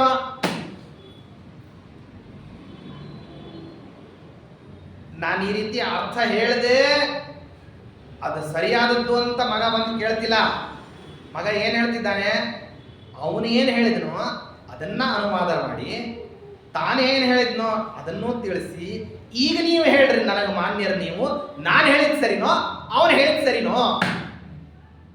ಎಷ್ಟು ಪ್ರಾಮಾಣಿಕವಾದಂತಹ ವಿಷಯ ವಿಮರ್ಶೆ ಅದು ಮನಸ್ಸಿನಲ್ಲಿ ಹುದುಗಿರಬೇಕು. ಅದನ್ನು ಅದೇ ರೀತಿಯಲ್ಲಿ ಏನು ಮಾಡ್ತಾರೆ ಅಂದರೆ ಆಚಾರ್ಯ ಹೇಳ್ತಾರೆ, ಬಹಳ ಸಂತೋಷ ಪಡ್ತಾರೆ ಮದಿಗೆ ಭಟ್ರು. ಕೆಲ ಕಾಲದ ನಂತರದಲ್ಲಿ ಮದಿಗೆ ಭಟ್ರಿಗೆ ಈ ರೀತಿ ಸಮಸ್ಯೆ ಬರ್ತದೆ. ಅವರು ಅನೇಕ ಪುರಾಣಗಳನ್ನು ಹೇಳ್ತಿರ್ಬೇಕಾದ್ರೆ ಬೇಕಾದಷ್ಟು ವೃಕ್ಷಗಳ ಹೆಸರುಗಳನ್ನು ಹೇಳ್ತಿರ್ಬೇಕಾಗಿರ್ತದೆ. ಒಂದು ಕಡೆ ಒಂದು ಹೆಬ್ಬಲಸು ಅಂತ ಹೇಳ್ತಕ್ಕಂಥ ಲಿಕುಚ ಅನ್ನೋ ಶಬ್ದದ ಅರ್ಥವನ್ನ ಏನ್ ಮಾಡ್ಬಿಡ್ತಾರೆ, ಹೇಳಲಿಕ್ಕೆ ಗೊತ್ತಾಗೋದಿಲ್ಲ, ಮುಂದಕ್ಕೆ ಹೋಗ್ಬಿಡ್ತಾರೆ. ಗೊತ್ತಿಲ್ಲ ಆ ಅರ್ಥ ವಾಸ್ತವದಲ್ಲಿ ಏನಿಲ್ಲ ಅಂದ್ರೆ ಸ್ಮೃತಿಯಲ್ಲಿ ಇಲ್ಲ, ಗೊತ್ತಾಗ್ತಿಲ್ಲ. ಅದು ಗೊತ್ತಿಲ್ಲ ಅಂತ ಹೇಳಿ ಶ್ರೋತೃವರ್ಗದ ಮುಂದೆ ಹೇಳೋದಂಗೆ ಅದು ಅವಮರ್ಯಾದಕ. ಅದಕ್ಕೋಸ್ಕರವಾಗಿ ಅವಮರ್ಯಾದೆ ತಪ್ಪಿಸ್ಕೊಳ್ಳಿಕ್ಕೆ ಹೇಳಲಾರ್ದೇನೆ ಮುಂದಕ್ಕೆ ಹೋಗ್ತಾರೆ. ನೀವು ಈ ಶಬ್ದದ ಅರ್ಥ ಹೇಳಿಲ್ಲ, ಹೇಳಿ ಅಂತ ಕೇಳ್ತಾರೆ. ಮಗ ಕೇಳ್ದ, ಈಗ ಹೇಳದೆ ಹೋದ್ರೆ ಹೆಂಗೆ? ಮದ್ದಿಗೆ ಭಟ್ರು ಅದಕ್ಕಂದ್ರು, ನೀನೇ ಹೇಳಪ್ಪ. ಯಾವಾಗ ಹೇಳಲಾರ್ದೆ ಸುಮ್ಮನೆ ಕೂತ್ರು ಆವಾಗ ಅದಕ್ಕೆ ಹೆಬ್ಬಲಸು ಅಂತ ಅರ್ಥ ಅಂತ ಆಚಾರ್ಯರು ಹೇಳಿದರು, ವಾಸುದೇವಾಚಾರ್ಯ. ವಾಸ್ತವದಲ್ಲೇನೆ ಅಧ್ಯಯನ ಮಾಡದೇನೆ ಇವನ ಅರ್ಥವನ್ನ ಹೇಳ್ತಾನೆ ಅಂತಂದ್ರೆ ಜ್ಞಾನದ ಖನಿ ಇವನು ಅಂತ ಹೇಳಿ ಏನ್ ಮಾಡಿದ್ದಾರೆ, ಜನ ಎಲ್ಲ ಕೊಂಡಾಡ್ತಾ ಇದ್ದಾರೆ. ವಯಸ್ಸು ಬಂತು, ಯುಕ್ತ ವಯಸ್ಸಿನಲ್ಲಿ ಏನಾಗಬೇಕು, ಉಪನಯನ ಮಾಡಬೇಕು. ಉಪನಯನ ಯಾರ್ಯಾರಿಗೆ ಯಾವ್ಯಾವ ಕಾಲದಲ್ಲಿ ಅಂತ ಒಂದು ನಿಯಮ ಇದೆ ನಮ್ಮಲ್ಲಿ. ಏನಂದ್ರೆ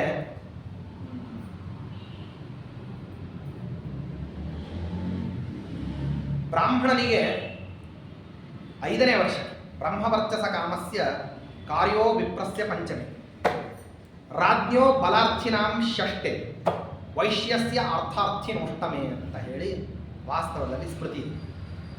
ಬ್ರಹ್ಮವರ್ಚಸ್ಸು ಬೇಕಾಗಿತ್ತು ಅಂದ್ರೆ 5ನೇ ವರ್ಷಕ್ಕೆ ಉಪನಯನ ಮಾಡಬೇಕು. ಬಲ ಬೇಕಾಗಿರ್ತಕ್ಕಂತಹ ಕ್ಷತ್ರಿಯ 6ನೇ ವಯಸ್ಸು. ಮತ್ತೆ ವಿತ್ತ ದ್ರವ್ಯಾರ್ಜನೆಯನ್ನು ಮಾಡಬೇಕು ಅಂತನ್ನುವಂಥ ವೈಶ್ಯ ಅವನೇನು ಮಾಡ್ಬೇಕಂದ್ರೆ 8ನೇ ವರ್ಷಕ್ಕೆ ಉಪನಯನ ಮಾಡಬೇಕು. ಅಲ್ಲಾಚಾರ್ಯ, ಇದೇನೋ ಹೊಸ ಸಂಗತಿ ಹೇಳ್ತಾ ಇದ್ದೀರಿ ನೀವು, ಯಾಕೆಂದ್ರೆ ನಾವಿಲ್ಲಿವರೆಗೆ ಕೇಳಿದ್ದು 8ನೇ ವರ್ಷಕ್ಕೆ ಉಪನಯನ ಅಂತ. ಇದು ಯಾಕೋ 5ನೇ ವರ್ಷಕ್ಕೆ ಉಪನಯನ ಬಂದ್ಬಿಡ್ತು, ಬಹಳ ಬೇಗ ಬಂದ್ಬಿಟ್ಟಿದೆ. ಅಂದರೆ ಇವತ್ತು ತಡ ಆಗಿದೆ, ನಾಳೆ ದಿವಸ ಈ ಬೇಗ ಯಾಕೆ ಅಂತ ಶ್ರೀಕೃಷ್ಣ ನಮಸ್ತೆ.